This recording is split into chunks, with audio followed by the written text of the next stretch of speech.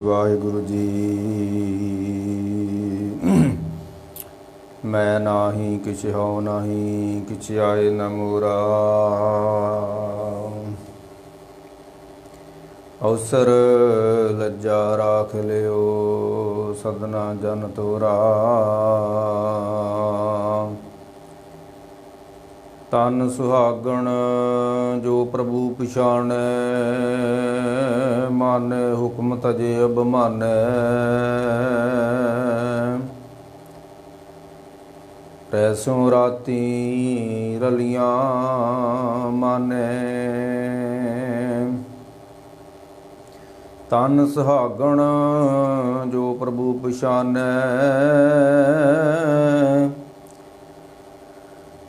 माने हुक्म तजे बमाने, प्रैस्यों राती रलियां माने। सुन सखिए प्रभ मिलन निशानी, मन तन अरबा तज लाज लुकानी। सखी सहेली को समझावै, सोई कमावै जो प्रभावै। सा सुहागण अंक समावै, गर्भ गहेली मैल न पावै। फिर पछतावै जब रैन बिहावै। कर्महीन मन मुख दुख पावै, बिनो करी जे जाना दूरा।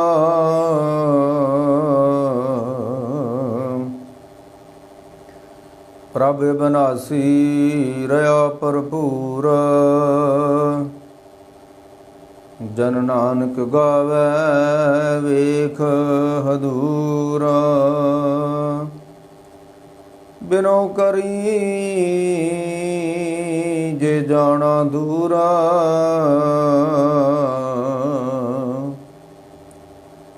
प्रभ बिनासी रहा भरपूरा। जन नानक गावै वेख हदूरा। वाहिगुरु जी का खालसा, वाहिगुरु जी की फतेह। गुरु प्यारे गुरु सवारी साध संगत जी,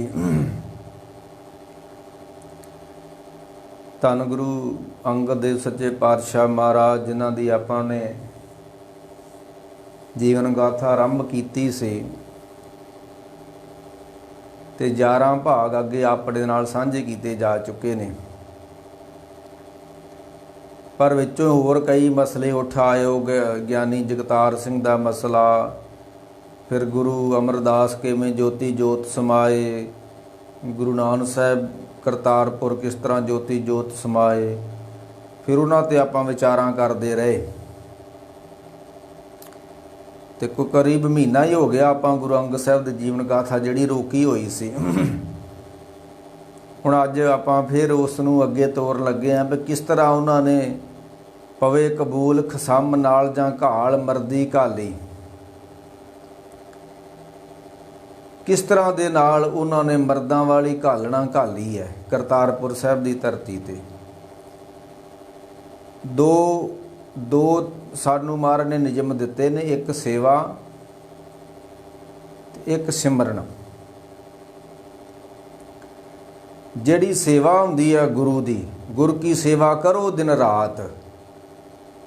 जिहड़ी गुरु दी सेवा हुंदी आ गुरु नूं खुश करन वास्ते हुंदी है। जिहड़ा कोई व्यक्ति कल्ला रब दा नाम ही जपण दिया, वो माड़ी गल नहीं है जपण दिया, पर ਉਹਦੇ ਵਿੱਚ गुरु ਦਾ कोई ਲੈਣਾ देना नहीं गा। कोई महापुरख अपनी बंदगी करन दिया, कोई भोरे 'ਚ बैठा, कोई जंगल 'ਚ बैठा, किते भी ਜਿਹੜਾ कोई महापुरख बंदगी करन दिया ना भाई, ਉਹਦਾ गुरु ਨਾਲ कोई ਲੈਣਾ देना नहीं है। वो अपनी रिद्धियां सिद्धियां ਦੇ ਵਿੱਚ ਲੱਗਾ ਹੋਇਆ है।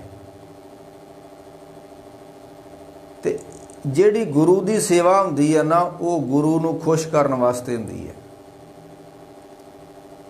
ਗੁਰ ਕੀ ਸੇਵਾ ਗੁਰ ਭਗਤ ਹੈ।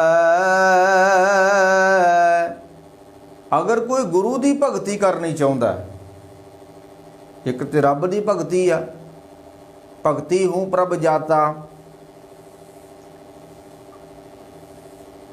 ਭਗਤ ਨਵੇਂ ਪ੍ਰਕਾਰਾ, 9 ਪ੍ਰਕਾਰ ਦੀ ਭਗਤੀ ਵਿਦਵਾਨਾਂ ਨੇ, ਸਿਆਣਿਆਂ ਨੇ ਮੰਨੀ ਆ। ਤੇ ਉਹ ਜਿਹੜੀ 9 ਪ੍ਰਕਾਰ ਦੀ ਭਗਤੀ, ਉਹਦੇ ਵਿੱਚ ਇੱਕ ਗੁਰੂ ਦੀ ਸੇਵਾ ਵੀ ਲਿਖੀ ਉਹਨਾਂ ਨੇ। ਕਿਉਂਕਿ ਇਹ ਜਿਹੜੀ ਆਪਣੀ ਭਗਤੀ ਹੁੰਦੀ ਹੈ, ਬੰਦਗੀ ਹੁੰਦੀ ਆ, ਇਹ ਸਿਰਫ ਤੇ ਸਿਰਫ ਗੁਰੂ ਨੂੰ ਖੁਸ਼ ਕਰਨ ਵਾਸਤੇ ਹੁੰਦੀ ਆ। ਅਗਰ ਕੋਈ ਪ੍ਰਮਾਤਮਾ ਨੂੰ ਖੁਸ਼ ਕਰਨਾ ਚਾਹੁੰਦਾ ਹੈ ਤੇ ਉਹ ਪ੍ਰਮਾਤਮਾ ਦੇ ਨਾਮ ਦੁਆਰਾ ਪਰਮਾਤਮਾ ਖੁਸ਼ ਹੁੰਦਾ ਹੈ। ਜਿਸ ਤਰ੍ਹਾਂ ਉਹ ਗੁਰੂ ਨਾਨਕ ਸਾਹਿਬ ਨੇ ਆਖਿਆ ਕਿ ਫੇਰ ਕੇ ਅੱਗੇ ਰੱਖੀਏ ਜੇ ਦਿਸੇ ਦਰਬਾਰ। ਹੁਣ ਸਿੱਧੀ ਬੰਦਗੀ ਕਰਨੀ ਬੜੀ ਮੁਸ਼ਕਲ ਵਾ, ਤੇ ਜਿਹੜਾ ਗੁਰੂ ਦੀ ਸੇਵਾ ਕਰਦਾ, ਗੁਰੂ ਨੂੰ ਖੁਸ਼ ਕਰਦਾ, ਤੇ ਗੁਰੂ ਇਹ ਪਤਾ ਕੀ ਕਰਦਾ ਹੈ, ਗੁਰੂ ਦੇ ਕੋਲ ਇੱਕ ਖਜ਼ਾਨਾ ਹੁੰਦਾ ਹੈ। ਇੱਕ ਤੇ ਗੁਰੂ ਦੀ ਸੇਵਾ ਕਰਦਿਆਂ ਕਰਦਿਆਂ ਸ਼ਾਂਤੀ ਮਿਲਦੀ ਆ, ਤੇ ਇੱਕ ਉੱਥੇ ਬੰਦਾ ਗੁਰੂ ਦੀ ਸੇਵਾ 'ਚ ਰਹਿ ਕੇ ਸੰਸਾਰ ਤੋਂ ਬਚਿਆ ਰਹਿੰਦਾ, ਪਾਪਾਂ ਗੁਨਾਹ ਤੋਂ ਬਚਿਆ ਰਹਿੰਦਾ ਹੈ। ਤੇ ਇੱਕ ਗੁਰੂ ਦੇ ਕੋਲ ਕੀਮਤੀ ਖਜ਼ਾਨਾ ਹੁੰਦਾ ਹੈ ਨਾਮ ਦਾ, ਉਹ ਸਿੱਖ ਨੂੰ ਦੇ ਦਿੰਦਾ ਜਿਹੜਾ ਸੇਵਾ ਕਰਦਾ ਹੈ। ਤੇ ਗੁਰੂ ਦੇ ਕੋਲ ਕੋਈ ਸਿੱਧੀ ਬੰਦਗੀ ਕਰਨੀ, ਮੈਂ ਕਹਿ ਰਿਹਾ ਸੀ, ਬੜੀ ਮੁਸ਼ਕਲ ਆ। ਤੇ ਜਿਹੜਾ ਗੁਰੂ ਦੀ ਸੇਵਾ ਕਰਦਾ ਨਾ, ਤੇ ਗੁਰੂ ਉਸ ਨੂੰ ਕੀ ਕਰਦਾ ਹੈ, ਗੁਰੂ ਦੇ ਕੋਲ ਇੱਕ ਧੀ ਹੁੰਦੀ ਆ, ਭਗਤੀ ਨੂੰ ਧੀ ਮੰਨਿਆ ਗਿਆ। ਨਿਜ ਭਗਤੀ ਸੀਲਵੰਤੀ ਨਾਰ। ਜਦੋਂ ਕੋਈ ਸਿੱਖ ਸੇਵਾ ਕਰਦਾ ਤੇ ਗੁਰੂ ਕੀ ਕਰਦਾ, ਪ੍ਰਸੰਨ ਹੋ ਕੇ ਨਾ, ਕਰ ਸੇਵਾ ਸਤਿਗੁਰ ਪੁਰਖ ਮਨਾਇਆ, ਗੁਰ ਆਣੀ ਤਾਂ ਮੈਂ ਸੁਖ ਪਾਇਆ। ਜਦੋਂ ਕੋਈ ਸਿੱਖ ਦਿਨੇ ਰਾਤ ਗੁਰੂ ਦੀ ਟਹਿਲ ਭਾਵਨਾ ਕਰਦਾ ਤੇ ਗੁਰੂ ਬੜਾ ਖੁਸ਼ ਹੁੰਦਾ ਹੈ। ਮਹਾਰਾਜ ਨੇ ਇੱਥੋਂ ਤੱਕ ਵੀ ਕਿਹਾ, ਕੋਈ ਸਿੱਖ ਪੁੱਤ ਸੇਵਾ ਕਰੇ ਸਤਿਗੁਰ ਕੀ। ਕੋਈ ਸਿੱਖ ਹੋ ਕੇ ਗੁਰੂ ਕੀ ਸੇਵਾ ਕਰੇ, ਤਿਸ ਕਾਰਜ ਸਭ ਸੰਵਾਰੇ। ਜੋ ਇੱਛੇ ਸੋ ਫਲ ਪਾਈ ਸੀ। ਪੁੱਤ ਧਨ ਲਖਮੀ ਖੜ ਮੇਲੇ ਹਰ ਨਿਸਤਾਰੇ। ਕਿਉਂਕਿ ਸਭ ਨਿਧਾਨ ਸਤਿਗੁਰ ਵਿੱਚ ਹੈ। ਜਿਸ ਤਰ੍ਹਾਂ ਗੁਰੂ ਅੰਗਦ ਦੇਵ ਕਰਤਾਰਪੁਰ ਸੇਵਾ ਕਰ ਰਹੇ ਨੇ, ਇਸੇ ਤਰ੍ਹਾਂ ਗੁਰੂ ਅਮਰਦਾਸ ਖਡੂਰ ਸਾਹਿਬ ਦੀ ਧਰਤੀ ਤੇ ਘਾਲਣਾ ਘਾਲ ਰਹੇ ਨੇ। ਆਪਣਾ ਪਿਛਲੇ ਭਾਗ 'ਚ ਗੱਲਾਂ ਕਹਿ ਆਏ ਆ। ਤੇ ਮੈਂ ਕਹਿ ਰਿਹਾ ਸੀ ਵੀ ਜਦੋਂ ਕੋਈ ਗੁਰੂ ਦੀ ਸੇਵਾ ਕਰਦਾ ਹੈ ਨਾ, ਤੇ ਗੁਰੂ ਬੜਾ ਪ੍ਰਸੰਨ ਹੁੰਦਾ ਹੈ। ਆ ਤੁਸੀਂ ਕਿਸੇ ਜਾਨਵਰ ਨੂੰ ਕੋਈ ਰੋਟੀ ਪਾ ਦਿਓ, ਜ਼ਿੰਦਗੀ ਵਿੱਚ 1-2 ਵਾਰੀ ਕਿਸੇ ਕੁੱਤੇ ਨੂੰ, ਗਲੀ ਮਹੱਲੇ ਦੇ ਕੁੱਤੇ ਨੂੰ ਰੋਟੀ ਪਾ ਦਿਓ ਨਾ, ਤੇ ਉਹ ਮੁੜ ਕੇ ਤੁਹਾਡਾ ਅਹਿਸਾਸ ਭੁੱਲਦਾ ਨਹੀਂ ਹੈ। ਕਿਸੇ ਜਾਨਵਰਾਂ ਨੂੰ ਤੁਸੀਂ ਥੋੜਾ ਬਹੁਤਾ ਕੋਈ ਪਿਆਰ ਕਰੋ, ਦਾਣਾ ਪਾ ਦਿਓ, ਉਹ ਜਾਨਵਰ ਵੀ ਤੁਹਾਡਾ ਧੰਨਵਾਦ ਕਰਦੇ ਨੇ। ਤੁਹਾਡੇ ਅਹਿਸਾਸ ਨੂੰ ਕੀਤੇ ਹੋਏ ਉਸ ਪਰਉਪਕਾਰ ਨੂੰ ਜਾਨਵਰ ਵੀ ਚੇਤੇ ਰੱਖਦੇ ਨੇ। ਤੇ ਜਿਹੜਾ ਗੁਰੂ ਕੀ ਸੇਵਾ 'ਚ ਲੱਗਾ ਹੋਇਆ ਵਾ, ਕਿ ਗੁਰੂ ਉਸ ਦੀ ਸੇਵਾ ਨੂੰ ਕੋਈ ਫਲ ਨਹੀਂ ਲਾਵੇਗਾ। ਉਹ ਫਿਰ ਹੁਣ ਸੇਵਾ ਕਰ ਰਹੇ ਨੇ ਗੁਰੂ ਅਮਰਦਾਸ ਸੱਚੇ ਪਾਤਸ਼ਾਹ ਮਹਾਰਾਜ। ਮੈਂ ਕਹਿ ਰਿਹਾ ਸੀ ਵੀ ਸੇਵਾ ਔਰ ਸਿਮਰਨ, ਸੇਵਾ ਜਿਹੜੀ ਹੁੰਦੀ ਆ ਗੁਰੂ ਨੂੰ ਖੁਸ਼ ਕਰਨ ਵਾਸਤੇ ਹੁੰਦੀ ਆ, ਤੇ ਜਿਹੜਾ ਸਿਮਰਨ ਹੁੰਦਾ ਹੈ ਰੱਬ ਨੂੰ ਖੁਸ਼ ਕਰਨ ਵਾਸਤੇ ਹੁੰਦਾ ਹੈ। ਗੋਬਿੰਦ ਭਾਉ ਭਗਤ ਕਾ ਭੁਖਾ। ਇੱਕ ਤੇ ਰੱਬ ਪਿਆਰ ਮੰਗਦਾ ਹੈ, ਤੇ ਇੱਕ ਉਹ ਭਗਤੀ ਮੰਗਦਾ ਵੀ ਮੈਨੂੰ 2 ਚੀਜ਼ਾਂ ਸਿੱਖਾ ਦੇ ਤੂੰ। ਗੋਬਿੰਦਾ ਪਾਓ ਭਗਤ ਕਾ ਭੁਖਾ। ਉਹ ਫਿਰ ਜਦੋਂ ਗੁਰੂ ਦੀ ਕੋਈ ਸੇਵਾ ਕਰਦਾ ਤੇ ਗੁਰੂ ਪ੍ਰਸੰਨ ਹੁੰਦਾ, ਤੇ ਗੁਰੂ ਕਿਦੇ ਕੋਲ ਇੱਕ ਧੀ ਹੁੰਦੀ ਆ, ਉਹ ਧੀ ਸਿੱਖ ਨੂੰ ਦੇ ਦਿੰਦਾ ਹੈ। ਜਿਸ ਤਰ੍ਹਾਂ ਗੁਰੂ ਅਮਰਦਾਸ ਨੇ ਆਪਣੀ ਇੱਕ ਧੀ ਦੇ ਦਿੱਤੀ ਸਿੱਖ ਨੂੰ, ਭਾਈ ਜੇਠੇ ਨੂੰ। ਇਸ ਤਰ੍ਹਾਂ ਗੁਰੂ ਦੇ ਕੋਲ ਇੱਕ ਬੰਦਗੀ ਰੂਪੀ ਧੀ ਹੁੰਦੀ ਆ, ਉਹ ਸਿੱਖ ਨੂੰ ਦੇ ਦਿੰਦਾ। ਸਿੱਖ ਨੂੰ ਵਿਆਹ ਦਿੰਦਾ ਉਹ ਧੀ, ਉਹਦੇ ਮਨ ਨਾਲ ਵਿਆਹ ਦਿੰਦਾ, ਇਉਂ ਕਹਿ ਲਓ। ਤੇ ਜਦੋਂ ਉਸ ਧੀ ਦਾ ਮਿਲਣ ਹੁੰਦਾ, ਭਗਤੀ ਬੰਦਗੀ ਇੱਕ ਧੀ ਆ ਗੁਰੂ ਦੀ, ਉਹ ਸਿੱਖ ਨੂੰ ਦੇ ਦਿੰਦਾ ਹੈ, ਉਹਦੇ ਮਨ ਨਾਲ ਵਿਆਹ ਦਿੰਦਾ ਹੈ। ਤੇ ਉਹਦੇ ਵਿੱਚੋਂ ਫਿਰ ਇੱਕ ਪੁੱਤ ਪੈਦਾ ਹੁੰਦਾ ਹੈ। ਉਹਨੂੰ ਕਹਿੰਦੇ ਨੇ ਧਰਮ। ਬੰਦਗੀ ਇੱਕ ਧੀ ਹੈ, ਗੁਰੂ ਦੀ ਧੀ ਬੰਦਗੀ ਆ। ਤੇ ਜਿਹੜਾ ਗੁਰੂ, ਵੇਖੋ ਹੁਣ ਆਪਾਂ ਕੋਈ ਧੀ ਦਿੰਨੇ ਕਿਸੇ ਨੂੰ, ਵਿਆਹੁਨੇ ਆ, ਤੇ ਐਵੇਂ ਥੋੜਾ ਵਿਆਹ ਦਿੰਨੇ ਧੀ ਆਪਣੀ। ਉਹਦਾ ਅੱਗਾ ਪਿੱਛਾ ਵੇਖ ਕੇ ਸਭ ਕੁਝ ਠੀਕ ਠਾਕ ਆ, ਫਿਰ ਅਸੀਂ ਉਸਨੂੰ ਧੀ ਵਿਆਹ ਦਿੰਨੇ ਆ। ਗੁਰੂ ਖੁਸ਼ ਹੋ ਜਾਂਦਾ ਸੇਵਾ ਤੋਂ, ਤੇ ਆਪਣੀ ਧੀ ਦੇ ਦਿੰਦਾ ਸਿੱਖ ਨੂੰ, ਬੰਦਗੀ ਰੂਪੀ ਧੀ। ਉਸ ਧੀ ਦਾ ਜਦੋਂ ਮਿਲਣ ਹੁੰਦਾ ਹੈ ਮਨ ਦੇ ਨਾਲ, ਫਿਰ ਉਹਦੇ ਵਿੱਚੋਂ ਇੱਕ ਧਰਮ ਰੂਪੀ ਪੁੱਤਰ ਪੈਦਾ ਹੁੰਦਾ ਹੈ। ਧਰਮ ਸਿੱਧੇ ਨਹੀਂ ਪੈਦਾ ਹੋ ਜਾਂਦੇ, ਡੰਡੇ ਫੜ ਲਓ, ਕਿਰਪਾਨਾਂ ਫੜ ਲਓ, ਇਹ ਕੋਈ ਧਰਮ ਨਹੀਂ ਹੈ। ਮੈਂ ਇੱਧਰ ਨਾ ਹੀ ਜਾਵਾਂ। ਉਹ ਜਦੋਂ ਗੁਰੂ ਆਪਣੀ ਧੀ ਦੇ ਦਿੰਦਾ ਸਿੱਖ ਨੂੰ, ਬੰਦਗੀ ਰੂਪੀ ਧੀ ਦੇ ਦਿੰਦਾ ਹੈ, ਉਹਦੇ ਮਨ ਨਾਲ ਵਿਆਹ ਦਿੰਦਾ ਹੈ, ਉਹਦੇ ਵਿੱਚੋਂ ਫਿਰ ਧਰਮ ਰੂਪੀ ਇੱਕ ਪੁੱਤ ਪੈਦਾ ਹੁੰਦਾ ਹੈ।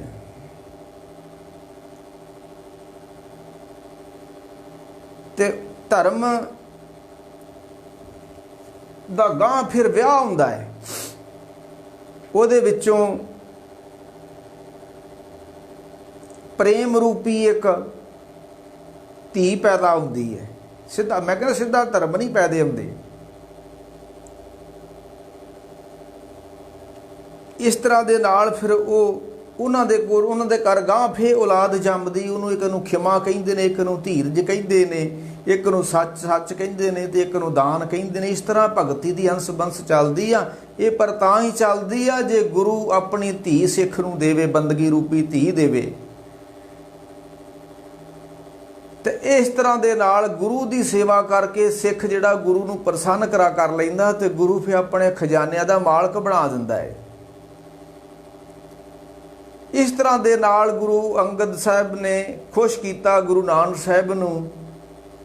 ਤੇ ਉਹ ਬਚਨ ਆਉਂਦਾ ਮਹਾਰਾਜ ਦਾ ਕਿ ਪੁੱਤਰੀ ਕੋਲ ਨਾ ਪਾਲਿਓ, ਕਰ ਪੀਰੋ ਕੰਨ ਮਰਟੀਏ, ਲੈਣੇ ਦੀ ਫਰਾਈਆ ਨਾਨਕਾ ਦੋਹੀ ਖੱਟੀਏ, ਜੋ ਤੋਹਾ ਜੁਗਤ ਸਾਹਿਸ ਹੈ, ਕਰੇ ਜੇ ਗੁਰ ਫਰਮਾਇਆ ਸਿਰ ਜੋਗ ਅਲੂਣੀ ਚੱਟੀਏ, ਲੰਗਰ ਚਲੇ ਗੁਰ ਸ਼ਬਦ ਹਰ ਤੋੜ ਨਾ ਆਵੇ ਖੱਟੀਏ। ਇਹ ਗੱਲਾਂ ਆਪੇ ਕਹਿ ਚੁੱਕੇ, ਅੱਗੇ ਕਹਿ ਚੁੱਕੇ ਹਾਂ। ਆਓ ਹੁਣ ਧੰਨ ਗੁਰੂ ਅਮਰਦਾਸ ਸੱਚੇ ਪਾਤਸ਼ਾਹ ਖਡੂਰ ਸਾਹਿਬ ਦੀ ਧਰਤੀ ਉੱਤੇ ਘਾਲਣਾ ਪਏ, ਘਾਲਦੇ ਨੇ।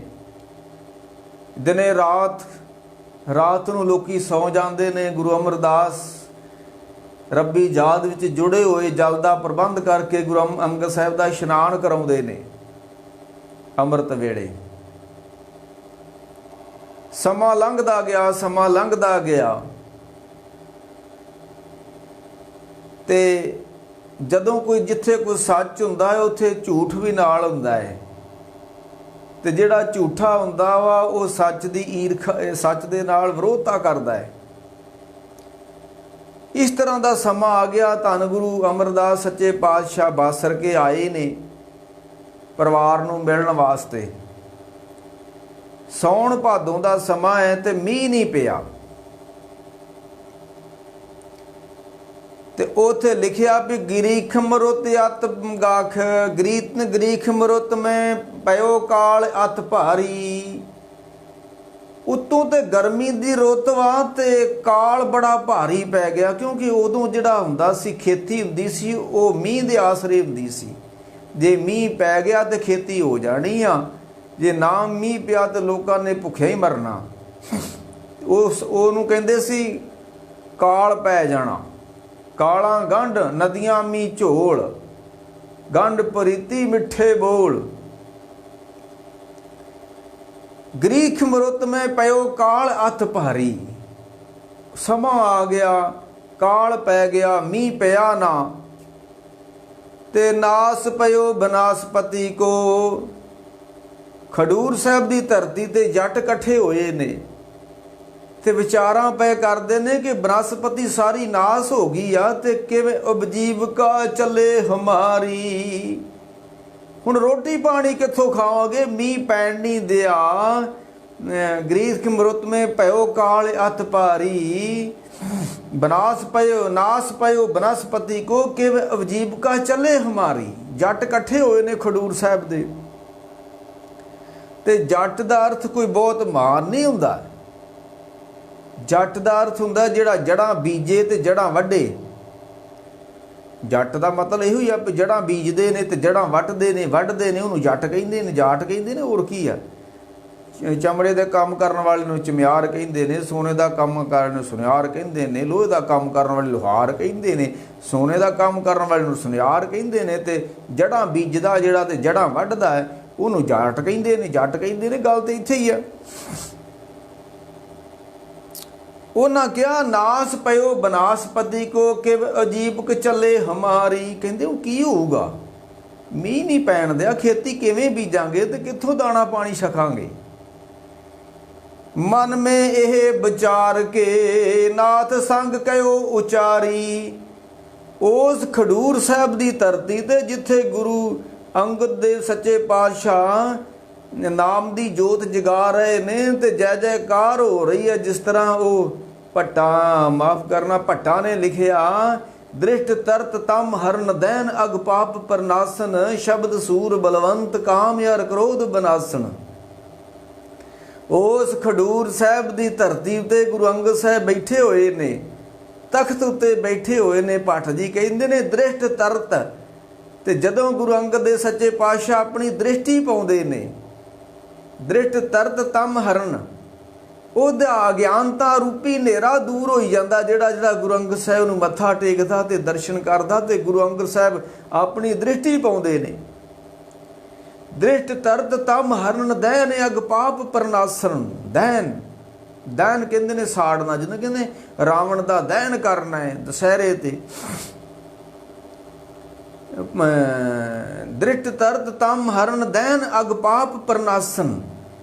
ਜਿਹੜਾ ਗੁਰੂ ਅੰਗਦ ਸਾਹਿਬ ਦਾ ਬੈਠੇ ਹੋਏ ਨੇ ਸੰਗਤ ਵਿੱਚ ਦਰਸ਼ਨ ਕਰਦੇ ਆਣ ਕੇ ਤੇ ਉਹਨਾਂ ਦੇ ਪਾਪ ਨਾਸ ਹੋਈ ਜਾਂਦੇ ਨੇ। ਕਿਉਂਕਿ ਇਸ ਵੇਲੇ ਨੂੰ ਪਾਪਾਂ ਦਾ ਬੋਲਬਾਲਾ ਬਹੁਤਾ ਹੁੰਦਾ ਜਾ ਰਿਹਾ ਕਲਯੁਗ ਦੇ ਉੱਤੇ, ਹਾਹਾਕਾਰ ਮੱਚ ਗਈ। ਕਿਉਂਕਿ ਇਹ ਚੀਜ਼ਾਂ ਜਿਹੜੀਆਂ ਸਾਧੂਆਂ ਦਾ ਦਰਸ਼ਨ ਕਰਨ ਦੇ ਨਾਲ ਪਾਪ ਦੂਰ ਹੁੰਦੇ ਸਨ। ਹੁਣ ਸਾਧੂ ਨਹੀਂ ਕੋਈ ਰਿਹਾ ਤੇ ਦੁਨੀਆਦਾਰ ਦੇ ਪਾਪ ਕਿੱਥੋਂ ਨਾਸ ਹੋਣ। ਉਸ ਖਡੂਰ ਸਾਹਿਬ ਦੀ ਧਰਤੀ ਦੇ ਉੱਤੇ ਗੁਰੂ ਅੰਗਦ ਦੇ ਸੱਚੇ ਪਾਤਸ਼ਾਹ ਮਹਾਰਾਜ ਸੰਗਤਾਂ ਨੂੰ ਤਾਰ ਰਹੇ ਨੇ। ਦ੍ਰਿਸ਼ਟ ਤਰਤ ਤਮ ਹਰਨ ਦੈਨ ਅਗ ਪਾਪ ਪਰਨਾਸਨ, ਸ਼ਬਦ ਸੂਰ ਬਲਵੰਤ। ਗੁਰੂ ਅੰਗਦ ਦੇ ਸੱਚੇ ਪਾਤਸ਼ਾਹ ਸ਼ਬਦ ਨੂੰ ਜਪ ਕੇ ਬਹੁਤ ਬਲੀ ਬਣ ਚੁੱਕੇ ਨੇ। ਕਿਉਂਕਿ ਉਧਰ ਕਾਮ ਕ੍ਰੋਧ ਵੀ ਬਲੀ ਆ, ਐਸੋ ਕੌਣ ਬਲੀ ਰੇ। ਉਧਰ ਕਾਮ ਕ੍ਰੋਧ ਵੀ ਕਲਯੁਗ ਦੇ ਵਿੱਚ ਬਹੁਤ ਬਲੀ ਫਿਰਦਾ ਹੈ, ਪਰ ਜਿਹੜੇ ਸ਼ਬਦ ਨੂੰ ਜਪਦੇ ਨੇ, ਸ਼ਬਦ ਨੂੰ ਜੁੜਦੇ ਨੇ, ਉਹ ਵੀ ਬਲੀ ਹੋ ਜਾਂਦੇ ਨੇ। ਦ੍ਰਿਸ਼ਟ ਤਰਤ ਤਮ ਹਰਨ ਦੈਨ ਅਗ ਪਾਪ ਪਰਨਾਸਨ, ਸ਼ਬਦ ਸੂਰ। ਕੋਈ ਸਿੱਧਾ ਡਾਂਗ ਫੜ ਕੇ, ਸਿੱਧਾ ਕਿਰਪਾਨ ਫੜ ਕੇ ਸੂਰਮਾ ਨਹੀਂ ਬਣਦਾ।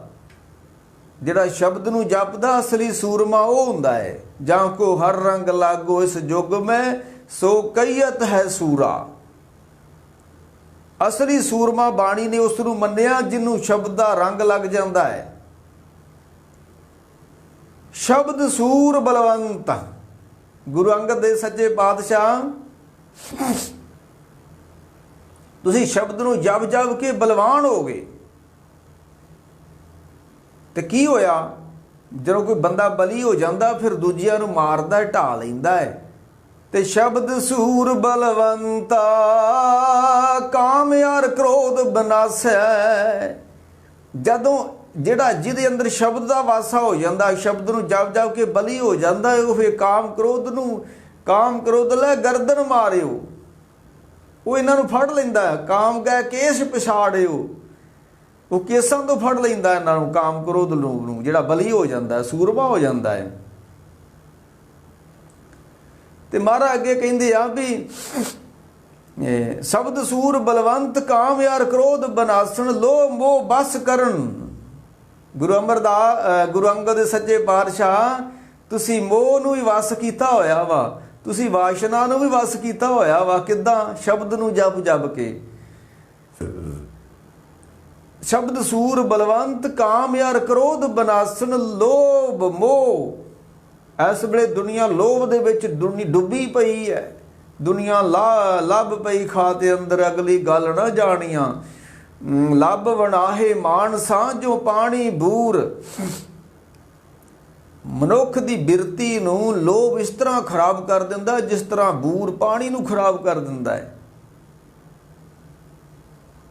ਲੋਭ ਮੋਹ ਵਸ ਕਰਨ, ਸਰਨ ਜਾਚਕ ਬ੍ਰਤ ਪਾਲਣਾ। ਜਿਹੜਾ ਉਸ ਖਡੂਰ ਸਾਹਿਬ ਦੀ ਧਰਤੀ ਉੱਤੇ ਆਣ ਕੇ ਗੁਰੂ ਅੰਗਦ ਸਾਹਿਬ ਦੀ ਸ਼ਰਨ ਗ੍ਰਹਿਣ ਕਰ ਲੈਂਦਾ ਹੈ ਤੇ ਮਹਾਰਾਜ ਤੇ ਬਖਸ਼ਾਂ ਕਰੀ ਜਾਂਦੇ ਨੇ। ਤੇ ਦੂਸਰੇ ਪਾਸੇ ਬੈਠਾ ਹੋਇਆ ਜੋਗੀ ਕੰਨ ਪਾਟਾ, ਉਹ ਈਰਖਾ ਕਰਦਾ ਹੈ ਕਿ ਅੱਗੇ ਤੇ ਲੋਕੀ ਮੇਰੀ ਪੂਜਾ ਕਰਦੇ ਸੀ, ਮੇਰੇ ਕੋਲ ਆਉਂਦੇ ਸੀ, ਤੇ ਹੁਣ ਉਧਰ ਨੂੰ ਜਾਣ ਲੱਗ ਪਏ ਨੇ। ਆਤਮ ਰਤ ਸੰਗ ਰਹਿਣ, ਕਹਿਣ ਅੰਮ੍ਰਿਤ ਕਲ ਢਾਲਣ। ਗੁਰੂ ਅੰਗਦ ਸਾਹਿਬ ਵਾਲੇ ਪਾਸੇ ਲੋਕੀ ਕਿਉਂ ਤੁਰੇ ਜਾਂਦੇ ਸੀ ਜੋਗੀ ਨੂੰ ਛੱਡ ਕੇ? ਕਿਉਂਕਿ ਗੁਰੂ ਅਮਰਦਾਸ ਦੀ ਰਸਨਾ ਉੱਥੇ ਅੰਮ੍ਰਿਤ ਵਾ। ਗੁਰੂ ਅੰਗਦ ਦੇਵ ਸੱਚੇ ਪਾਤਸ਼ਾਹ ਦੇ ਨੇਤਰਾਂ ਵਿੱਚ ਵੀ ਅੰਮ੍ਰਿਤ ਵਾ। ਹਰ ਅੰਮ੍ਰਿਤ ਪਿੰਨੀ ਦੋਹਰੀ, ਗੁਰ ਅੰਮ੍ਰਿਤ ਬੁਰਕੇ ਰਾਮ ਰਾਜੇ। ਤੇ ਗੁਰ ਰਸਨਾ ਅੰਮ੍ਰਿਤ ਬੋਲਦੀ, ਹਰ ਨਾਮ ਸੁਹਾਵੀ। ਗੁਰ ਰਸਨਾ ਅੰਮ੍ਰਿਤ ਬੋਲਦੀ। ਗੁਰੂ ਕੀ ਰਸਨਾ ਵਿੱਚੋਂ ਜ਼ਹਿਰ ਨਹੀਂ, ਅੰਮ੍ਰਿਤ ਉਗਲਦਾ ਹੈ। ਬਾਣੀ ਉਚਰੈ ਸਾਧ ਜਨ, ਅੰਮਿਓ ਚੱਲੇ ਚਰਨੇ। ਉੱਥੇ ਅੰਮ੍ਰਿਤ ਚੱਲਦਾ ਜਦੋਂ ਕਿ ਸਾਧੂ ਮਹਾਤਮਾ ਬੈਠ ਕੇ ਰੱਬੀ ਯਾਦ ਵਿੱਚ ਜੁੜਦੇ ਨੇ, ਬੋਲਦੇ ਨੇ। ਕਹਿਣ ਅੰਮ੍ਰਿਤ ਕਲ ਢਾਲਣ, ਸਤਿਗੁਰੂ ਕਲ ਸਤਿਗੁਰੂ ਤਿਲਕ, ਸਤ ਲਾਗੇ ਸੋ ਪੈ ਤਰੇ। ਜਿਹੜਾ ਖਡੂਰ ਸਾਹਿਬ ਆ ਗਿਆ, ਗੁਰੂ ਅੰਗਦ ਸਾਹਿਬ ਦੀ ਸ਼ਰਨ ਚ ਆ ਗਿਆ, ਉਹ ਤਰ ਗਿਆ। ਸਤ ਲਾਗੇ ਸੋ ਪੈ ਤਰੇ, ਗੁਰ ਜਗਤ ਫਿਰਨ। ਫੇਰੂ ਮਲ ਦੇ ਪੁੱਤਰ ਧੰਨ ਗੁਰੂ ਅੰਗਦ ਦੇ ਸੱਚੇ ਪਾਤਸ਼ਾਹ। ਜਗਤ ਫਿਰਨ ਸਤ ਲਾਗੇ ਸੋ ਪੈ ਤਰੇ, ਗੁਰ ਜਗਤ ਫਿਰਨ ਸ਼ੀ ਅੰਗਰੋ। ਰਾਜ ਜੋਗ ਲੈਣਾ ਕਰੇ। ਗੁਰੂ ਅੰਗਦ ਦੇ ਪਰਿਵਾਰ ਵਿੱਚ ਬੈਠੇ ਹੋਏ ਨੇ ਤੇ ਰਾਜ ਤੇ ਜੋਗ ਰੱਬ ਨਾਲ ਵੀ ਜੁੜੇ ਹੋਏ ਨੇ, ਪਰਿਵਾਰ ਵਿੱਚ ਬੈਠੇ ਹੋਏ ਨੇ। ਇਸ ਤਰ੍ਹਾਂ ਦੀ ਅਵਸਥਾ। ਤੇ ਦੂਸਰੇ ਪਾਸੇ ਜਦੋਂ ਜੱਟਾਂ ਨੇ ਇਕੱਠ ਕੀਤਾ, ਮੀਂਹ ਨਹੀਂ ਪੈਣ ਦਿਆ, ਤੇ ਨਾਥ ਸੰਗ ਕਹਿਓ ਉਚਾਰੀ। ਉਹ ਇਕੱਠੇ ਹੋ ਕੇ ਜੋਗੀ ਨਾ ਤੇ ਨਾਥ ਦੇ ਕੋਲ ਚਲ ਗਏ, ਜੋਗੀ ਦੇ ਕੋਲ ਚਲ ਗਏ ਤੇ ਕਹਿਣ ਲੱਗੇ, ਮੇਘ ਵਰਸਾਵੋ ਨਾਥ ਜੀ। ਜੋਗੀ ਜੀ ਮੀਂਹ ਪਾਓ। ਤੇ ਜੇ ਮੀਂਹ ਪੈ ਜੂ ਫੇਰ ਕੀ ਹੋਊਗਾ? ਮੇਘ ਵਰਸਾਵੋ ਨਾਥ ਜੀ, ਕੁਸਲ ਖੇਮ ਹੋਵੇ ਅਤ ਭਾਰੀ। ਜੋਗੀ ਜੀ ਮੀਂਹ ਪਵਾ ਦਿਓ ਤੇ ਰਹਿਮਤਾਂ ਹੋ ਜਾਣ, ਫਸਲਾਂ ਉਗਾਉਣ, ਕਿਤੇ ਕੋਈ ਦਾਣਾ ਪਾਣੀ ਅਸੀਂ ਵੀ ਛਕਾਂਗੇ, ਤੁਹਾਡੇ ਵਾਸਤੇ ਵੀ ਲੈ ਕੇ ਆਵਾਂਗੇ, ਤੇ ਮੀਂਹ ਪਾਓ ਤੁਸੀਂ। ਤੇ ਜੋਗੀ ਹੁਣ ਮੌਕੇ ਦੀ ਤਾੜ ਵਿੱਚ ਬੈਠਾ ਸੀ ਵੀ ਗੁਰੂ ਅੰਗਦ ਸਾਹਿਬ ਦੇ ਨਾਲ ਕਿਵੇਂ ਈਰਖਾ ਤੇ ਅੰਦਰ ਤੇ ਈਰਖਾ ਹੈਗੀ ਸੀ, ਪਰ ਇਹੋ ਜਿਹੇ ਲੋਕ ਕਦੀ ਕਦੀ ਈਰਖਾ ਜ਼ਾਹਰ ਕਰਦੇ ਨੇ। जिस तरह किसी ने लिखा ही ना, क्या मिलिए ऐसे लोगन को जिनकी फितरत छुपी रहे।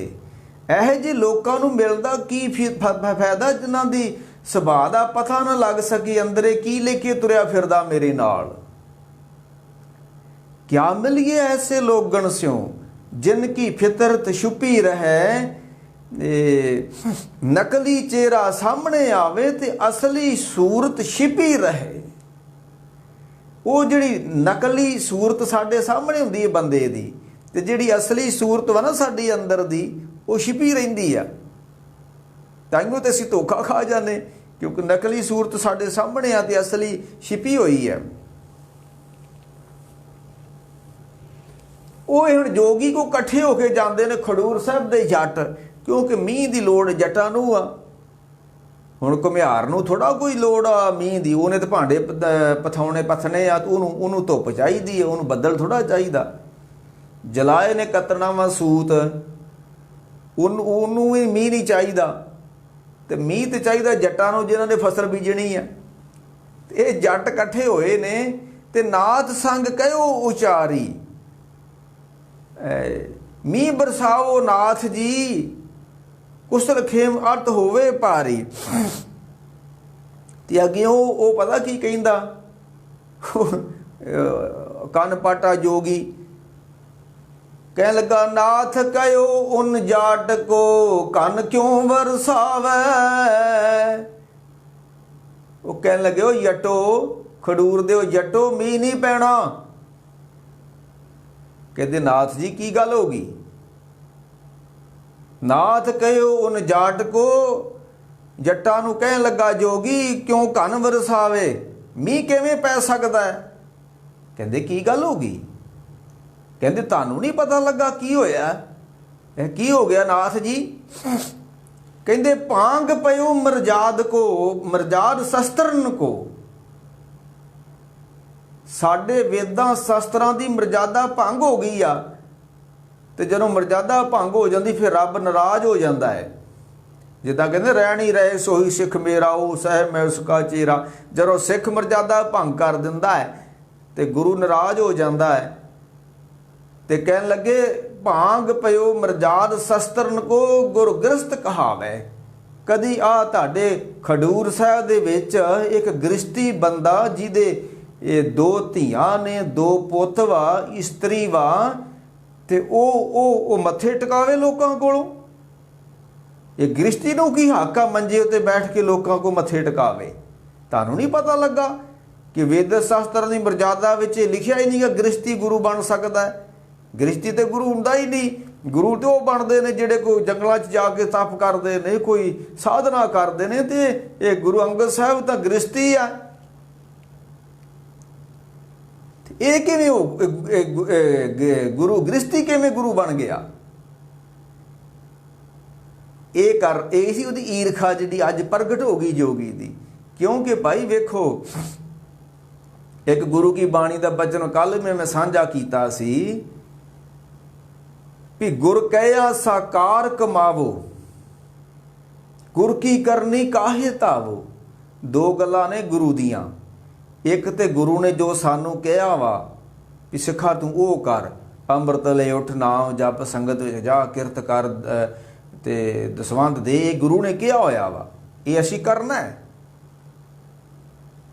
ਤੇ ਦੂਸਰਾ ਗੁਰ ਕੀ ਕਰਨੀ ਕਾਹੇ ਧਾਵੋ, ਤੇ ਦੂਸਰਾ ਗੁਰੂ ਆ, ਗੁਰੂ ਦੀ ਆਪਣੀ ਕਰਨੀ ਆ। ਅਸੀਂ ਗੁਰੂ ਦੀ ਕਰਨੀ ਨਹੀਂ ਕਰਨੀ, ਅਸੀਂ ਗੁਰੂ ਦੀ ਕਹੀ ਹੋਈ ਗੱਲ ਕਰਨੀ ਆ। ਮੈਂ ਕੱਲ ਵੀ ਕਿਹਾ ਸੀ ਵੀ ਜੇ ਅਸੀਂ ਗੁਰੂ ਦੀ ਕਰਨੀ ਪਿੱਛੇ ਪੈ ਜਾਈਏ, ਤੇ ਗੁਰੂ 6ਵੇਂ ਪਾਤਸ਼ਾਹ ਨੇ 3 ਵਿਆਹ ਕਰਾਏ ਨੇ, ਤੇ ਚੌਥੀ ਮਾਤਾ ਕੌਲਾਂ ਦੀ ਵੈਸੇ ਹੀ ਨਾਲ ਰਹਿ ਰਹੇ ਨੇ, ਵਿਆਹ ਵੀ ਨਹੀਂ ਉਹਨਾਂ ਕਰਾਇਆ। ਇਹ ਤੇ ਗੁਰੂ ਦੀ ਕਰਨੀ ਤੇ ਫਿਰ ਸ਼ੱਕ ਪੈ ਜੂ ਸਿੱਖ ਨੂੰ। ਤੇ ਬਾਣੀ ਕਹਿੰਦੀ ਜੋ ਗੁਰੂ ਨੇ ਕਿਹਾ ਵਾ ਤੁਸੀਂ ਉਹ ਨਾ, ਜੋ ਗੁਰੂ ਕਰਦਾ ਤੁਸੀਂ ਨਾ 3 ਵਿਆਹ ਕਰਾ ਲਿਓ ਤੇ ਚੌਥੀ ਉੱਦਾਂ ਹੀ ਨਾਲ ਰੱਖ ਲਿਓ, ਤੁਹਾਡੇ ਕੋਲ ਨਹੀਂ ਗੱਲ ਬਣਨੀ। ਚਲੋ ਜਥੇਦਾਰ ਪਟਨੇ ਵਾਲਾ ਤਾਂ ਕਰ ਹੀ ਲੈਂਦਾ ਇੱਦਾਂ ਦੀਆਂ ਗੱਲਾਂ, ਰੱਬ ਖੈਰ ਕਰੇ। ਤੇ ਮਹਾਰਾਜ ਕਹਿੰਦੇ ਗੁਰੂ ਕੀ ਕਰਨੀ ਦੇ ਪਿੱਛੇ ਨਹੀਂ ਜਾਣਾ, ਗੁਰੂ ਦੀ ਕਹੀ ਹੋਈ ਗੱਲ ਦੇ ਪਿੱਛੇ ਜਾਣਾ। ਹੁਣ 6ਵੇਂ ਪਾਤਸ਼ਾਹ ਦੇ 3 ਵਿਆਹ ਨੇ। ਚੌਥੀ ਮਾਤਾ ਬੀਬੀ ਕੌਲਾਂ ਜੀ ਉਹਨਾਂ ਦੇ ਕੋਲ ਹੈ। 10ਵੇਂ ਪਾਤਸ਼ਾਹ ਦੇ 2 ਵਿਆਹ ਨੇ ਤੇ ਤੀਸਰੀ ਮਾਤਾ ਆਪਣੇ ਜਗਤ ਮਾਤਾ ਮਾਤਾ ਸਾਹਿਬ ਦੇਵਾ ਜੀ ਨੇ ਉਹਨਾਂ ਦੇ ਨਾਲ। ਕੀ ਇਹ ਸਿੱਖ ਵੀ ਇਸ ਤਰ੍ਹਾਂ ਕਰ ਸਕਦਾ ਹੈ? ਸਿੱਖ ਵੀ 3-3 ਜਨਾਨੀਆਂ ਰੱਖ ਸਕਦਾ ਹੈ? ਅਲਾਉਡ ਨਹੀਂ ਹੈ। ਇਹ ਗੁਰੂ ਨੇ ਕਿਉਂ ਰੱਖੀਆਂ? ਨਾ ਭਾਈ, ਇਹ ਗੁਰੂ ਦੀ ਕਰਨੀ ਆ। ਇਹ ਤੇ ਸਿੱਖ ਨੂੰ ਸ਼ੱਕ ਨਹੀਂ ਹੋਣਾ ਚਾਹੀਦਾ ਗੁਰੂ ਦੀ ਕਰਨੀ ਤੇ। ਉਹ ਕੀ ਕਰਦਾ ਹੈ? ਹੁਣ ਗੁਰੂ ਨੇ ਤੇ 5 ਪਿਆਰਿਆਂ ਨੂੰ ਅੰਮ੍ਰਿਤ ਛਕਾਉਣ ਤੋਂ ਪਹਿਲਾਂ ਸਿਰ ਵੱਢ ਦਿੱਤੇ ਸੀ, ਤੇ ਅੱਜ ਜੇ ਅਸੀਂ 5 ਪਿਆਰਿਆਂ 'ਚ ਲਾ ਕੇ ਸਿਰ ਵੱਢ ਦਾਂਗੇ ਤੇ ਸਾਡੇ ਤੇ ਕਤਲ ਹੋ ਜਾਣਾ। ਮਾਫ ਕਰਨਾ, ਸਾਨੂੰ ਤੇ 302 ਦਾ ਪਰਚਾ ਹੋ ਜਾਣਾ, 10 ਸਾਲ ਦੀ ਸਜ਼ਾ ਹੋ ਜਾਣੀ ਆ। ਤੇ ਅਸੀਂ ਗੁਰੂ ਦੀ ਕਿਵੇਂ ਕਰਨੀ ਕਰ ਲਾਂਗੇ? ਨਾ ਨਾ ਨਾ ਨਾ, ਅਸੀਂ ਗੁਰੂ ਦੀ ਕਰਨੀ ਨਹੀਂ ਕਰਨੀ, ਅਸੀਂ ਗੁਰੂ ਦੀ ਕਈ ਗੱਲ ਕਹਿਣੀ ਹੈ, ਕਰਨੀ ਹੈ। ਇਹ ਜੋਗੀ ਕਹਿਣ ਲੱਗਾ ਮੀਂਹ ਨਹੀਂ ਪੈ ਸਕਦਾ। ਕਿਉਂ ਨਾਥ ਜੀ, ਕੀ ਗੱਲ ਹੋ ਗਈ? ਉਹ ਕਹਿੰਦਾ ਭਾਂਗ ਪਿਓ ਮਰਜਾਦ ਸ਼ਸਤਰਨ ਕੋ ਗੁਰੂ ਗ੍ਰਸਤ ਕਹਾਵੇ। ਗ੍ਰਸਤੀ ਗੁਰੂ ਕਹਾਈ ਜਾਂਦਾ, ਇਹਦੋਂ ਵੱਡਾ ਪਾਪ ਕੀ ਹੋ ਸਕਦਾ ਹੈ? ਤੇ ਹੁਣ ਮੀਂਹ ਬਿਲਕੁਲ ਨਹੀਂ ਪੈਣਾ। ਤੇ ਕਹਿੰਦੇ ਕੀ ਕਰੀਏ? ਮੀਂਹ ਦੀ ਤੇ ਬੜੀ ਲੋੜ ਆ, ਮੀਂਹ ਤੋਂ ਬਿਨਾਂ ਤਾਂ ਫਸਲ ਹੋਣੀ ਨਹੀਂ ਆ। ਇਹ ਤੇ ਸ਼ੁਕਰ ਕਰੋ, ਧੰਨਵਾਦ ਕਰੋ ਅੰਗਰੇਜ਼ਾਂ ਦਾ, ਜਿਹੜੇ ਤੁਹਾਨੂੰ ਨਹਿਰਾਂ ਕੱਢ ਕੇ ਦੇ ਗਏ ਨੇ ਤੇ ਪਾਣੀ ਦੇ ਗਏ ਨੇ। ਨਹੀਂ ਤੇ ਤੁਸੀਂ ਪੰਜਾਬ ਦੇ ਲੋਕਾਂ ਨੇ ਤੇ ਧਿਆਇਆ ਮਰ ਜਾਣਾ ਸੀ ਇਸ ਧਰਤੀ ਉੱਤੇ। ਸ਼ੁਕਰ ਕਰੋ ਅੰਗਰੇਜ਼ਾਂ ਦਾ ਜਿਨ੍ਹਾਂ ਨੇ ਡੈਮ ਬਣਾਏ। ਮੈਂ ਬਜ਼ੁਰਗਾਂ ਕੋਲ ਗੱਲ ਸੁਣੀ ਹੈ, ਬਜ਼ੁਰਗ ਦੱਸਦੇ ਸੀ ਵੀ ਜੇਠ ਹਾੜ ਦੇ ਮਹੀਨੇ ਵਿੱਚ ਖੂਹਾਂ 'ਚੋਂ ਪਾਣੀ ਸੁੱਕ ਜਾਂਦੇ ਸੀ, ਪਰ ਜਦੋਂ ਅੰਗਰੇਜ਼ਾਂ ਨੇ ਨਹਿਰਾਂ ਕੱਢੀਆਂ ਨਾ ਤੇ ਸੁੱਕੇ ਹੋਏ ਖੂਹਾਂ ਵਿੱਚ ਵੀ ਪਾਣੀ ਆ ਗਿਆ। ਇਹ ਉਹਨਾਂ ਦੇ ਰਾਜ ਦੀ ਪ੍ਰਾਪਤੀ। ਤੁਹਾਨੂੰ ਬਿਜਲੀ ਘਰ ਦੇ ਕੇ ਗਏ, ਨਹਿਰਾਂ ਦੇ ਕੇ ਗਏ, ਨਹਿਰਾਂ ਉੱਤੇ ਘਰਾਟ ਬਣਾ ਕੇ ਦੇ ਕੇ ਗਏ, ਬੰਬੇ ਤੋਂ ਲੈ ਕੇ ਅੰਮ੍ਰਿਤਸਰ ਤੱਕ ਤੁਹਾਨੂੰ ਰੇਲਵੇ ਲਾਈਨ ਦੇ ਕੇ ਗਏ। ਤੇ ਸਿੱਖ ਰਾਜ ਦੀ ਪ੍ਰਾਪਤੀ ਕੋਈ ਦੱਸ ਦਿਓ, ਸਿੱਖ ਰਾਜ ਨੇ ਵੀ ਕੋਈ ਦਿੱਤਾ ਹੋਵੇ ਤੁਹਾਨੂੰ?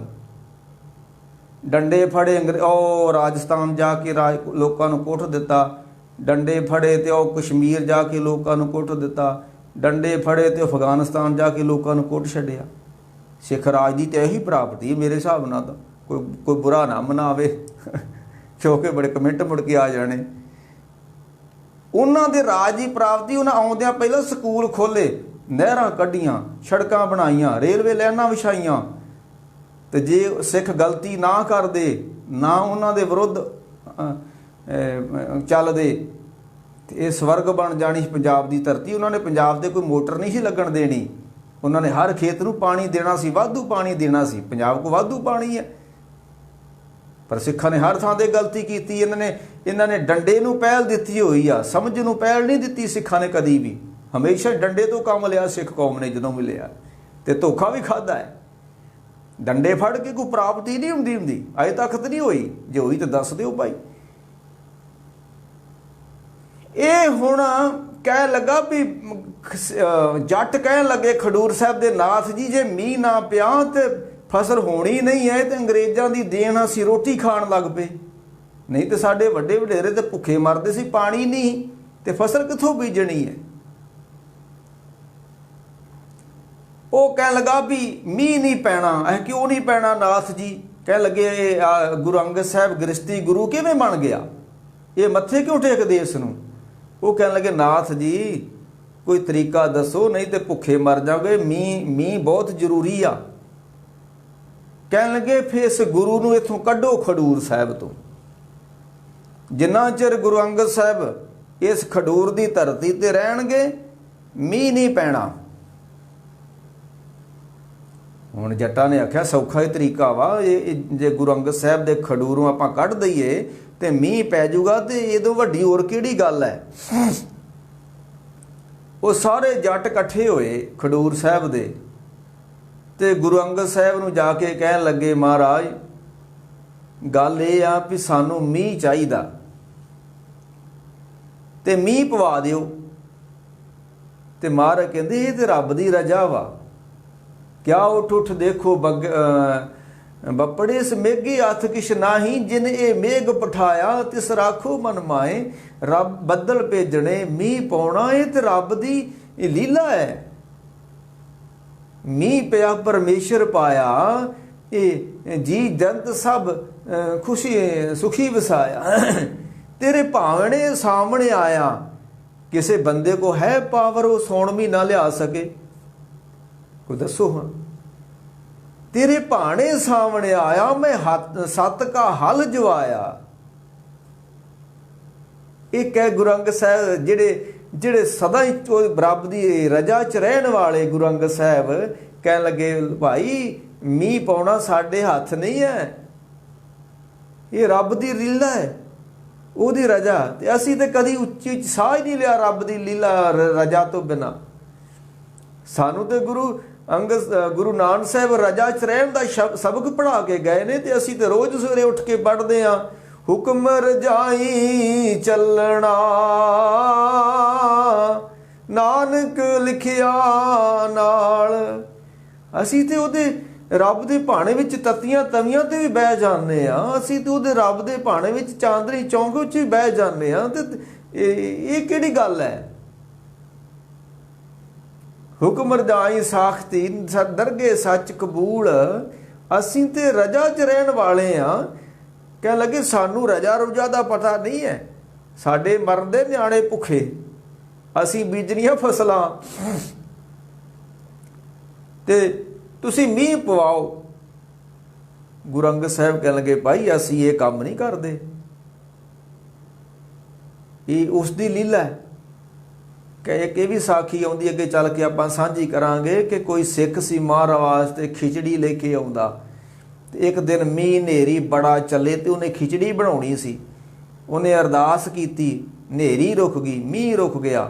सिखां दे कोल ताकतां रहीआं ने, पावरां रहीआं ने, सिख शब्द नूं जपदे रहे ने, सिख शब्द नाल जुड़दे रहे ने। ये थोड़ा भी हुण डांग महकमा नवां ही चल पिया सिखां विच, हर बंदा डांग फड़ के अपना नाम चमकाउणा चाहुंदा। ये किस किस्म दे सिख पैदा हो गए? वो सिख ने अरदास की, मीह रुक गया, नेरी रुक गई। उन्हें खिचड़ी बनाउणी सी गुरु अंगद साहब वास्ते, ते खिचड़ी बना के जदों लेके आया तो गुरु अंगद साहब ने वो खिचड़ी प्रवान ना की। कह लगे महाराज गलती, कह लगे गलती नहीं तो होर की है? रब की लीला सी, रब की रचना सी, रब की रजा सी कि उन्हें मीह पाउणा सी, नेरी लियाउणी सी, जी जनता नूं सुखी वसाउणा सी, ते तूं ये अरदास करके मीह नेरी रोक दिता। असीं रब दे कामां विच दखल अंदाजी नहीं दिंदे। ना ना ना ना ना। जट कह लगे सानू बहुतियां गल्लां ना दसो, भुखे नूं ते रोटी दा मसला हुंदा, उहनूं कोई मर्यादा मरजूदा नहीं है। जिद्दां ना भुखे खाओ ते लाज न आवे, भुखे नूं की खाना खाज अहाज, भूखे गंढ होए प्रीत खा मार बचन आउंदा जिहड़ा। कह लगे नहीं भाई असीं उहदे हुक्म च रहिंदे आ, मीह पाउणा है नहीं पाउणा ये रब दी लीला है। हाँ कदी कदी महापुरख खुश हो के प्रसन्न हो के मीह पवा भी दिंदे रहे ने, एडी कोई गल नहीं है। क्योंकि रब अपने प्यारियां दी मोड़दा नहीं है। रब प्यारा उनाहा उनाहा जो गई, दर फेर ना कोई पाएंदा। मैं काम कराउण गया दफ्तरे सरकारी जां इधर, मैनू फेरा पै गया, काम होया नहीं है। पर जिहड़ा रब दा प्यारा रब दे दर ते काम कराउण जाऊगा, बाणी कहंदी दर फेर ना कोई पाएंदा, उहनूं फेरा नहीं पैना, उहदा काम होना ही होना जिहड़ा रब दे प्यारे ने कहता। हालांकि इत्थों तक भी बचन आउंदा कि अचिंत काम करे प्रभ तिनके जिन हर का नाम प्यारा। जिन्हां नूं रब दा नाम प्यारा ना, उन्हां दे काम ते रब अपने आप करदा है, कहण दी लोड़ नहीं पैंदी। रब दा प्यारा सुता वा, ਉਹਨੂੰ नहीं पता सवेरे मैं की खाना ते की पहनना, रब नूं चिंता ਉਹ ਸਵੇਰ ਨੂੰ ਉਹਦਾ ਪ੍ਰਬੰਧ ਕਰ ਦਿੰਦਾ। अचिंत काम करे प्रभ तिनके जिन हर का नाम प्यारा, उन्हां की शोभा जुग जुग होई कोई ना मेटण हार। गुरु अंगद साहब कहण लगे ना भाई असीं ਉਹਦੀ लीला विच ਉਹਦੀ रजा विच दखलअंदाजी नहीं करदे, गल लम्मी ना हो जे। वो कह लगे भी जे तुसीं मीह नहीं ना पवा सकदे ते तुसीं खडूर साहब छड्ड जाओ, सानूं मीह चाहीदा। ਉਹ ਇੱਕ ਸਾਖੀ ਮੈਂ ਸੁਣਾ ਦਿਆਂ, ਵਿੱਚ ਛੋਟੀ ਜਿਹੀ ਆਵਾਂਗੀ, ਯਾਦ ਆ ਗਈ। ਇਹ ਪੁਰਾਣੇ ਸਮੇਂ 'ਚ ਔੜਾਂ ਲੱਗਦੀਆਂ ਸੀ, ਕਾਲ ਪੈਂਦੇ ਸੀ, ਤੇ ਔੜ ਲੱਗ ਗਈ, ਕਾਲ ਪੈ ਗਿਆ, ਤੇ ਕੋਈ ਮਹਾਂਪੁਰਖ ਸੀ ਤੇ ਉਹਨਾਂ ਦੇ ਕੋਲ ਪਿੰਡ ਦੇ ਲੋਕ ਇਕੱਠੇ ਹੋ ਕੇ ਗਏ ਕਿ ਮਹਾਂਪੁਰਖੋ ਮੀਂਹ ਪਵਾਓ, ਛੱਪੜਾਂ 'ਚ ਪਾਣੀ ਵੀ ਮੁੱਕ ਗਿਆ, ਕਿੱਥੋਂ ਪੀਵਾਂਗੇ, ਕਿੱਥੋਂ ਨਹਾਵਾਂਗੇ, ਤੇ ਮਹਾਂਪੁਰਖੋ ਮੀਂਹ ਪਵਾਓ। ਕਹਿਣ ਲੱਗੇ ਕੱਲ੍ਹ ਨੂੰ ਇਕੱਠੇ ਹੋ ਕੇ ਆਇਓ ਤੇ ਆਪਾਂ ਅਰਦਾਸ ਕਰਾਂਗੇ ਉਸ ਸੱਚੇ ਪਰਵਤਗਾਰ ਦੇ ਅੱਗੇ, ਜੇ ਉਹਨੂੰ ਪਾਇਆ ਤੇ ਹੋ ਸਕਦਾ ਹੋ ਜੇ ਕੰਮ। ਜਿਸ ਅੱਗੇ ਜ਼ੋਰ ਨਾ ਚੱਲਈ, ਖਲੇ ਕੀਜੇ ਅਰਦਾਸ, ਸੁਖ ਦਾਤਾ ਪੈ ਪੰਜਣੋ, ਤਿਸ ਆਗੇ ਕਰ ਅਰਦਾਸ, ਮਿਹਰ ਕਰੇ ਜਿਸ ਮਿਹਰਬਾਨ, ਤਾਂ ਕਾਰਜ ਆਵੇ ਰਾਸ। ਕਹਿ ਲਗੇ ਕੱਲ ਨੂੰ ਤੁਸੀਂ ਆਇਓ, ਅਰਦਾਸ ਕਰਾਂਗੇ ਉਸ ਪਰਵਤਗਾਰ ਦੇ ਅੱਗੇ, ਜੇ ਇਸ ਨੂੰ ਪਾਇਆ ਤੇ ਮੀਂਹ ਪੈ ਜੂ। ਅਗਲੇ ਦਿਨ ਲੋਕੀ ਇਕੱਠੇ ਹੋ ਕੇ ਆ ਗਏ ਤੇ ਕਹਿੰਦੇ ਚਲੋ ਅਰਦਾਸ ਕਰੀ। ਮਹਾਂਪੁਰਖ ਕਹਿੰਦੇ ਨਹੀਂ, ਅੱਜ ਨਹੀਂ ਕਰਨੀ, ਕੱਲ ਨੂੰ ਫੇਰ ਆਇਓ। ਕਹਿਣ ਲੱਗੇ ਵੀ ਅਰਦਾਸ ਹੀ ਕਰਨੀ, ਅੱਜ ਕਰ ਦਿਓ ਤੁਸੀਂ। ਕਹਿ ਲੱਗੇ ਨਾ, ਅੱਜ ਨਹੀਂ, ਕੱਲ ਨੂੰ ਵੇਖਾਂਗੇ, ਕੱਲ ਨੂੰ ਕਰਾਂਗੇ। ਅਗਲੇ ਦਿਨ ਲੋਕੀ ਫੇਰ ਇਕੱਠੇ ਹੋ ਕੇ ਚਲ ਗਏ ਤੇ ਮਹਾਂਪੁਰਖ ਕਹਿੰਦੇ ਚਲੋ ਵੀ ਅੱਜ ਅਰਦਾਸ ਕਰਦੇ ਹਾਂ, ਅੱਜ ਸੁਣ ਲੈਣੀ ਉਹਨੇ। ਕਹਿਣ ਲੱਗੇ ਕੱਲ ਨਹੀਂ ਸੁਣਨੀ। ਕਹਿਣ ਲੱਗੇ ਕੱਲ ਉਹਨੇ ਨਹੀਂ ਸੀ ਸੁਣਨੀ। ਕਿਉਂ? ਕਹਿਣ ਲੱਗੇ ਕਿਉਂ? ਕਹਿੰਦੇ ਤੁਹਾਡੇ ਵਿੱਚ ਕੋਈ ਭਰੋਸੇ ਵਾਲਾ ਹੀ ਨਹੀਂ, ਅਰਦਾਸ ਤਾਂ ਉਹਦੀ ਸੁਣੀ ਜਾਂਦੀ ਜਿਹਨੂੰ ਕੋ ਉੱਤੇ ਭਰੋਸਾ ਹੋਵੇ, ਜਿਹਨੂੰ ਭਰੋਸਾ ਹੀ ਨਹੀਂ ਹੈ ਉਹਦੀ ਅਰਦਾਸਾਂ ਥੋੜ੍ਹੀਆਂ ਕੋ ਸੁਣਦਾ ਉਹ। ਕਹਿਣ ਲੱਗੇ ਅੱਜ ਇੱਕ ਬੱਚਾ, ਉਹਨਾਂ ਵਿੱਚ ਇੱਕ ਬੱਚਾ ਵੀ ਗਿਆ ਸੀ ਪਿੰਡ ਵਾਲਿਆਂ 'ਚ, ਉਹਨੇ ਹੱਥ ਵਿੱਚ ਛਤਰੀ ਫੜੀ ਹੋਈ ਹੈ ਤੇ ਬੱਚੇ ਨੂੰ ਪੁੱਛਿਆ ਵੀ ਤੂੰ ਛਤਰੀ ਕਿਉਂ ਲੈ ਕੇ ਆਇਆ? ਕਹਿ ਲੱਗਾ ਤੁਸੀਂ ਰੱਬ ਨੂੰ ਕਹਿਣਾ ਸੀ ਮੀਂਹ ਪਵਾ ਦੇ, ਤੇ ਉਹਨੇ ਪਵਾ ਦੇਣਾ ਸੀ, ਤੇ ਮੈਂ ਕਿਹਾ ਛਤਰੀ ਲੈ ਜਾਈਏ, ਪਹਿਲੋਂ ਬਚਾਅ ਹੋ ਜਾਊਗਾ। ਜਿਨ੍ਹਾਂ ਨੂੰ ਭਰੋਸਾ ਵਾ ਨਾ, ਤੋ ਮੈਂ ਆਇਆ, ਸ਼ਰਨੀ ਆਇਆ, ਭਰੋਸੇ ਆਇਆ, ਕਿਰਪਾ ਆਇਆ, ਉਹਨਾਂ ਦੀਆਂ ਅਰਦਾਸਾਂ ਸੁਣੀਆਂ ਜਾਂਦੀਆਂ ਨੇ। ਮਹਾਂਪੁਰਖ ਕਹਿਣ ਲੱਗੇ ਆ ਬੱਚੇ ਨੇ ਮੀਂਹ ਪਵਾ ਦੇਣਾ, ਇਹ ਬੱਚੇ ਦਾ ਭਰੋਸਾ ਹੈਗਾ, ਘਰੋਂ ਛਤਰੀ ਲੈ ਕੇ ਆਇਆ, ਇਹਨੂੰ ਪਤਾ ਸੀ ਰੱਬ ਨੂੰ ਕਹਿਣਾ ਮੀਂਹ ਪਾ, ਉਹਨੇ ਪਵਾ ਦੇਣਾ ਸੀ। ਇਹ ਗੁਰੂ ਅੰਗਦ ਸਾਹਿਬ ਕਹਿਣ ਲੱਗੇ ਨਾ ਭਾਈ, ਅਸੀਂ ਉਹਦੀ ਰਜਾ 'ਚ ਰਹਿੰਦੇ ਹਾਂ। ਕਹਿਣ ਲੱਗੇ ਫਿਰ ਰਜਾ ਰੁਜਾ ਦਾ ਸਾਨੂੰ ਪਤਾ ਨਹੀਂ, ਤੁਸੀਂ ਸਾਡਾ ਪਿੰਡ ਛੱਡ ਦਿਓ। ਹਾਲਾਂਕਿ ਗੁਰੂ ਅੰਗਦ ਸਾਹਿਬ ਜੀ ਇਸ ਪਿੰਡ ਦੇ ਰਹਿਣ ਵਾਲੇ ਨੇ, ਵਸਨੀਕ ਨੇ। ਕਹਿਣ ਲੱਗੇ ਭਾਈ ਜੇ ਸਾਡੇ ਪਿੰਡ ਛੱਡਣ ਦੇ ਨਾਲ ਜੇ ਮੀਂਹ ਪੈਂਦਾ ਹੋਵੇ ਤੇ ਇਹ ਤੋਂ ਵੱਡੀ ਹੋਰ ਗੱਲ ਕਿਹੜੀ ਹੋ ਸਕਦੀ ਹੈ? ਇਹ ਨਹੀਂ ਕਿਹਾ ਵੀ ਲੋਕ ਇਕੱਠੇ ਕਰੋ ਤੇ ਡਾਂਗਾਂ ਲੈ ਕੇ ਆਓ ਤੇ ਵਹਿੰਦੇ ਆ ਕਿਹੜੇ ਜੱਟ ਸਾਡੇ ਕੋਲ ਆਉਂਦੇ ਆ। ਨਾ ਨਾ ਨਾ ਨਾ ਨਾ ਨਾ, ਇਹਨੂੰ ਕਹਿੰਦੇ ਨੇ ਖਿਮਾ। ਖਿਮਾ ਕਰ ਦੇਣਾ ਕਿਸੇ ਨੂੰ। ਗੁਰੂ ਤੇਗ ਬਹਾਦਰ ਸੱਚੇ ਪਾਤਸ਼ਾਹ ਨੇ ਬਚਨ ਕੀਤਾ ਸੀ ਕਿ ਖਿਮਾ ਤੋਂ ਵੱਡਾ ਕੋਈ ਤਪ ਨਹੀਂ ਹੈ ਧਰਤੀ ਉੱਤੇ। ਜਿੱਦਾਂ ਗੁਰੂ ਬਾਬਾ ਫਰੀਦ ਜੀ ਕਹਿੰਦੇ ਨੇ, ਕਵਣ ਸੇ ਅੱਖਰ ਕਵਣ ਗੁਣ, ਕਵਣ ਸੋ ਮਨੀਆ ਮੰਤ, ਕਵਣ ਸੋ ਵੇਸੋ ਹੋਂ ਕਰੀ, ਜਿਤ ਵਸਿਆਵੇ ਕੰਤ।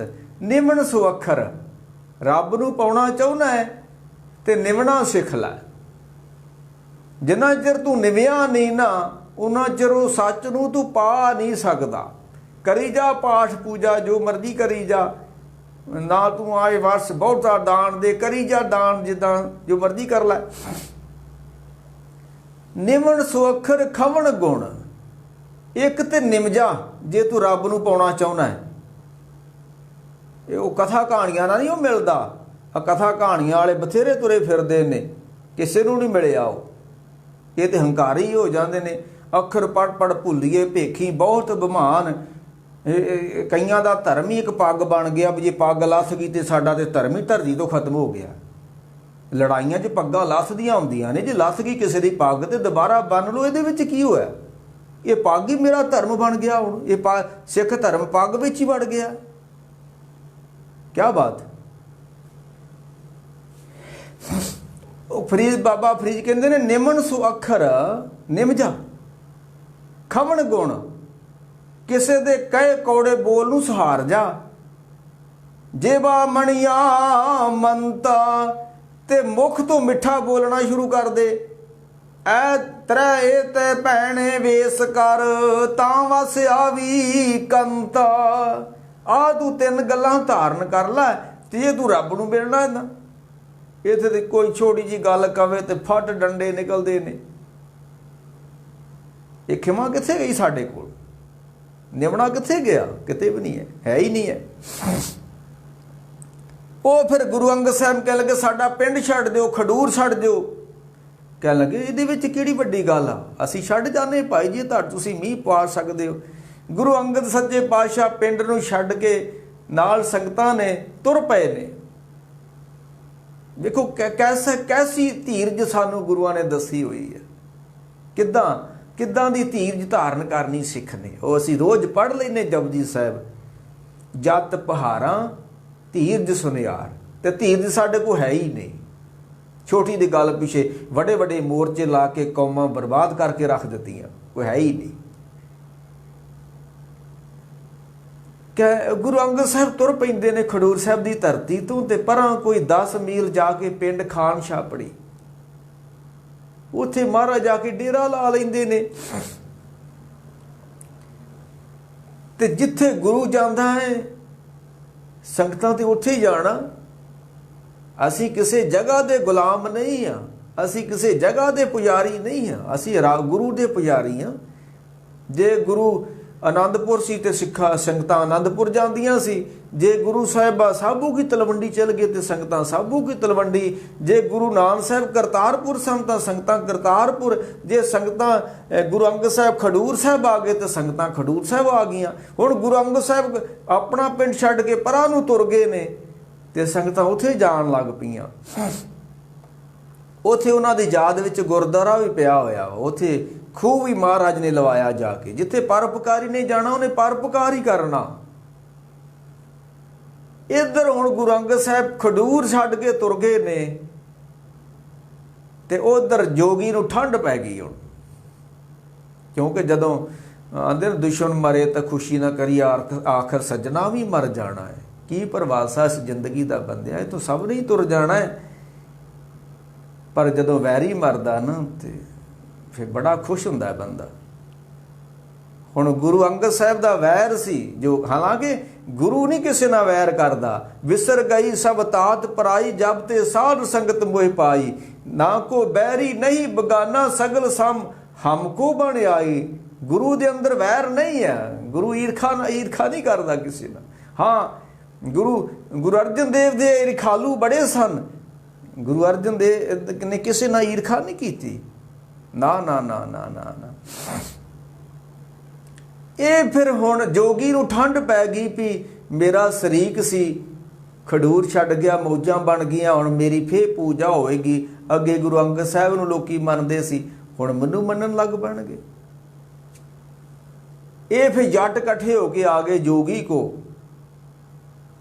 ਕਹਿਣ ਲੱਗੇ ਨਾਥ ਜੀ ਅਸੀਂ ਕੱਢਤਾ ਪਿੰਡ ਚੋਂ ਖਡੂਰ ਸਾਹਿਬ ਤੋਂ। ਇਹ ਜਦੋਂ ਮਹਾਂਪੁਰਖ ਸਰੀਰ ਕਰਕੇ ਹੁੰਦੇ ਆ ਨਾ ਭਾਈ ਧਰਤੀ ਤੇ, ਉਦੋਂ ਲੋਕੀ ਈਰਖਾ ਕਰਦੇ ਨੇ, ਉਹਨਾਂ ਦੇ ਨਾਲ ਵੈਰ ਕਮਾਉਂਦੇ ਨੇ, ਉਹਨਾਂ ਨੂੰ ਕੁੱਟਦੇ ਮਾਰਦੇ ਨੇ, ਉਹਨਾਂ ਦੇ ਉੱਤੇ ਬੜਾ ਜ਼ੁਲਮ ਕਰਦੇ ਨੇ। ਤੇ ਜਦੋਂ ਮਹਾਂਪੁਰਖ ਤਰ ਜਾਂਦੇ ਨੇ ਫਿਰ ਇਹ ਲੋਕੀ ਪੂਜਣ ਲੱਗ ਪੈਂਦੇ ਨੇ। ਕਿਉਂ? ਜਦੋਂ ਮਹਾਂਪੁਰਖ ਜੀਂਦੇ ਹੁੰਦੇ ਨੇ ਉਦੋਂ ਉਹ ਕੁਝ ਕਹਿੰਦੇ ਨੇ ਤੇ ਕਹੇ ਹੋਏ ਮਹਾਂਪੁਰਖਾਂ ਦੇ ਬੋਲ ਲੋਕਾਂ ਨੂੰ ਚੁਭਦੇ ਨੇ। ਹੁਣ ਕਬੀਰ ਦੇ ਨਾਂ ਤੇ ਬੜੇ ਪੰਥ ਬਣ ਗਏ। ਬੜੇ ਲੋਕੀ ਕਹਿੰਦੇ ਅਸੀਂ ਕਬੀਰ ਪੰਥੀਏ ਆ। ਕਬੀਰ ਦੇ ਨਾਂ ਤੇ ਮਹੱਲੇ ਬਣ ਗਏ, ਕਬੀਰ ਮਹੱਲਾ। ਤੇ ਜਿੱਦਣ ਕਬੀਰ ਜੀਂਦਾ ਸੀ, ਕੋਈ ਵਿਰਲਾ ਦਿਨ ਉਹ ਜਿੱਦਣ ਲੋਕੀ ਡੰਡੇ ਲੈ ਕੇ ਕਬੀਰ ਦੇ ਬੂਹੇ ਅੱਗੇ ਨਾ ਬੈਠੇ ਹੋਣ ਜਾ ਕੇ ਵੀ ਇਹਨੂੰ ਕੁੱਟਣਾ ਹੀ ਕੁੱਟਣਾ। ਇਹ ਟਕੇ ਦਾ ਜਲਾਇਆ, ਇਹ ਸਾਨੂੰ ਗੱਲਾਂ ਪਿਆ ਕਰਦਾ, ਇਹ ਜਲਾਏ ਨੂੰ ਅਸੀਂ ਕੁੱਟਣਾ ਹੀ ਕੁੱਟਣਾ। ਕੋਈ ਵਿਰਲਾ ਦਿਨ ਉਹ ਜਿੱਦਣ ਕਬੀਰ ਦੇ ਸਾਹਮਣੇ ਝਗੜਾ ਨਾ ਖੜਾ ਕੀਤਾ ਉਹ ਲੋਕਾਂ ਨੇ ਕੁੱਟਣ ਵਾਸਤੇ ਕਬੀਰ ਨੂੰ, ਤੇ ਅੱਜ ਉਹਦੀ ਪੂਜਾ ਪੈ ਕਰਦੇ ਨੇ। ਇਹ ਸੰਸਾਰ ਦੀ ਫਿਤਰਤ ਹੈ। ਉਹ ਫਿਰ ਉਹ ਜੋਗੀ ਨੂੰ ਠੰਡ ਪੈ ਗਈ ਜਦੋਂ, ਤੇ ਲੋਕੀ ਕਹਿਣ ਲੱਗੇ ਕਿ ਜੋਗੀ ਨਾਥ ਜੀ ਕੱਢ ਛੱਡਿਆ ਸੀ ਗੁਰੂ ਅੰਗਦ ਸਾਹਿਬ ਨੂੰ ਪਿੰਡ, ਤੁਸੀਂ ਮੀਂਹ ਪਵਾਓ। ਕਹਿਣ ਲੱਗੇ ਇਹ ਕਿਹੜੀ ਵੱਡੀ ਗੱਲ, ਮੀਂਹ ਪੈ ਜਾਏਗਾ। ਉਹ ਗੁਫਾ 'ਚ ਵੜ ਕੇ ਮੰਤਰ ਪੜ੍ਹਨ ਲੱਗ ਪਿਆ। ਤੇ ਜੇ ਤੇ ਗੁਰੂ ਅੰਗਦ ਸਾਹਿਬ ਨੂੰ ਪਿੰਡੋਂ ਨਾ ਕੱਢਿਆ ਹੁੰਦਾ, ਹੋ ਸਕਦਾ ਉਹਦੇ ਮੰਤਰ ਚੱਲ ਜਾਂਦੇ ਤੇ ਮੀਂਹ ਪੈ ਜਾਂਦਾ। ਤੇ ਮਹਾਂਪੁਰਖਾਂ ਦੇ ਨਾਲ ਈਰਖਾ ਕਰਕੇ, ਮਹਾਂਪੁਰਖਾਂ ਨਾਲ ਵੈਰ ਕਮਾ ਕੇ ਕੋਈ ਜ਼ਿੰਦਗੀ ਵਿੱਚ ਸਫਲ ਹੋ ਜੇ, ਇਹ ਨਹੀਂ ਹੋਇਆ ਜਾਣਾ। संत का निंदक राज ते टले। वाह वाह वाह। मार कहते जे कोई महापुरखों का ईरखालू हो गया, अगर राजा भी आ ओदा राज मिट्टी च मिल जाएगा। संत का निंदक राज ते टले, संत का निंदक मात ताई। संत की निंदा दोख में दोख। एडा वड्डा दो गुनाह करके ते ये हुण जोगी अपने मंत्र सिद्ध कर लूगा, ये नहीं होने। हुण मीह जिहदे हथ विच वा, मीह तो उन्हें भेजना। ये फिर अंदर बैठ के कर लग पिया अपने मंत्र मुंत्र हवन हुवन दिखाउण लग पिया गूगल गागल, ते बड़े दिन लंघ गए। मीह पिया ना, लोकी रोज डीकण भी नाथ होनी तप करन दे ने, ते मीह नाथ ने पवा देना, मीह पिया ही ना। कई दिन लंघ गए, लोकी बड़े दुखी हो गए। ते एक दिन गुरु अमरदास सच्चे पातशाह खडूर साहब आए। पता नहीं ये उदों गुरु अंगद साहब पूरा इतिहास कोई दसदा नहीं गा कि गुरु अमरदास बासर के गए सी कि गोंदवाल गए सी, जदों खडूर साहब तो पिंडों जट्टां ने कढ़िया गुरु अंगद साहब नूं। हुण बड़े जट खडूर साहब दे बड़ी उत्थे सेवा पूजा करन दे ने, ते उदों कढ़दे सी।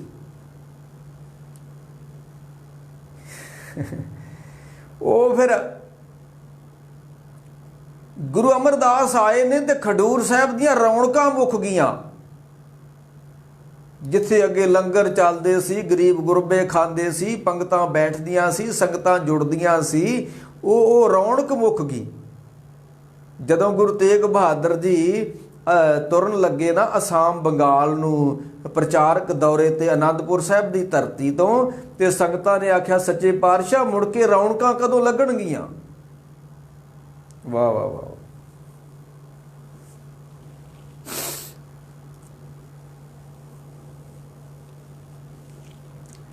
कह लगे संगतां कह लगियां धन गुरु तेग बहादुर जी तुसी तुर चले हो, मुड़ के आनंदपुर रौनकां कदों लगणगीਆਂ। क्योंकि महापुरखों के तप प्रताप का सदका ही रौनकां लगदियां ने, एवें नहीं लगदियां। ते गुरु तेग बहादुर जी कहन लगे कोई महापुरख आएगा धरती उत्ते। अजे गुरु गोबिंद सिंह का जन्म नहीं होया, प्रकाश नहीं होया। कह लगे कोई महापुरख वड्डा भारी पुरख जम्मेगा, प्रगटेगा, ਉਹ आनंदपुर साहब ਜਦੋਂ ਆਵੇਗਾ ਨਾ ਤੇ ਸਾਡੇ ਨਾਲੋਂ ਵੱਧ ਰੌਣਕਾਂ ਲਾ ਦੇਗਾ। ਅਸੀਂ ਤਾਂ ਭੋਰੇ ਬਣਾਏ ਨੇ, ਉਹ ਕਿਲੇ ਬਣਾਏਗਾ। ਆਊਗਾ ਮਹਾਂਪੁਰਖ ਕੋਈ ਰੌਣਕਾਂ ਲਾਉਣ ਵਾਲਾ। ਇਹ ਜਦੋਂ ਗੁਰੂ ਅਮਰਦਾਸ ਜੀ ਆਏ ਨੇ ਤੇ ਖਡੂਰ ਸਾਹਿਬ ਰੌਣਕਾਂ ਹੀ ਨਹੀਂ। ਰੌਣਕਾਂ ਤੇ ਗੁਰੂ ਨਾਲ ਹੀ ਲੱਗਣੀਆਂ। ਘਰ ਦਾ ਇੱਕ ਜੀ ਤੁਰ ਜੇ ਤੇ ਵਿਹੜੇ ਵਿੱਚੋਂ ਰੌਣਕ ਮੁੱਕ ਜਾਂਦੀ ਆ। ਘਰ ਵਿੱਚੋਂ ਕੁੱਤਾ ਰੱਖਿਆ ਹੋਵੇ ਉਹ ਮਰ ਜੇ ਤੇ ਰੌਣਕ ਮੁੱਕ ਜਾਂਦੀ ਵਿਹੜੇ ਦੀ। ਤੇ ਗੁਰੂ ਅੰਗਦ ਸਾਹਿਬ ਖਡੂਰ ਛੱਡ ਕੇ ਤੁਰ ਗਏ ਤੇ ਰੌਣਕਾਂ ਮੁੱਕਣੀਆਂ ਨਹੀਂ ਸੀ ਖਡੂਰ ਸਾਹਿਬ ਤੋਂ।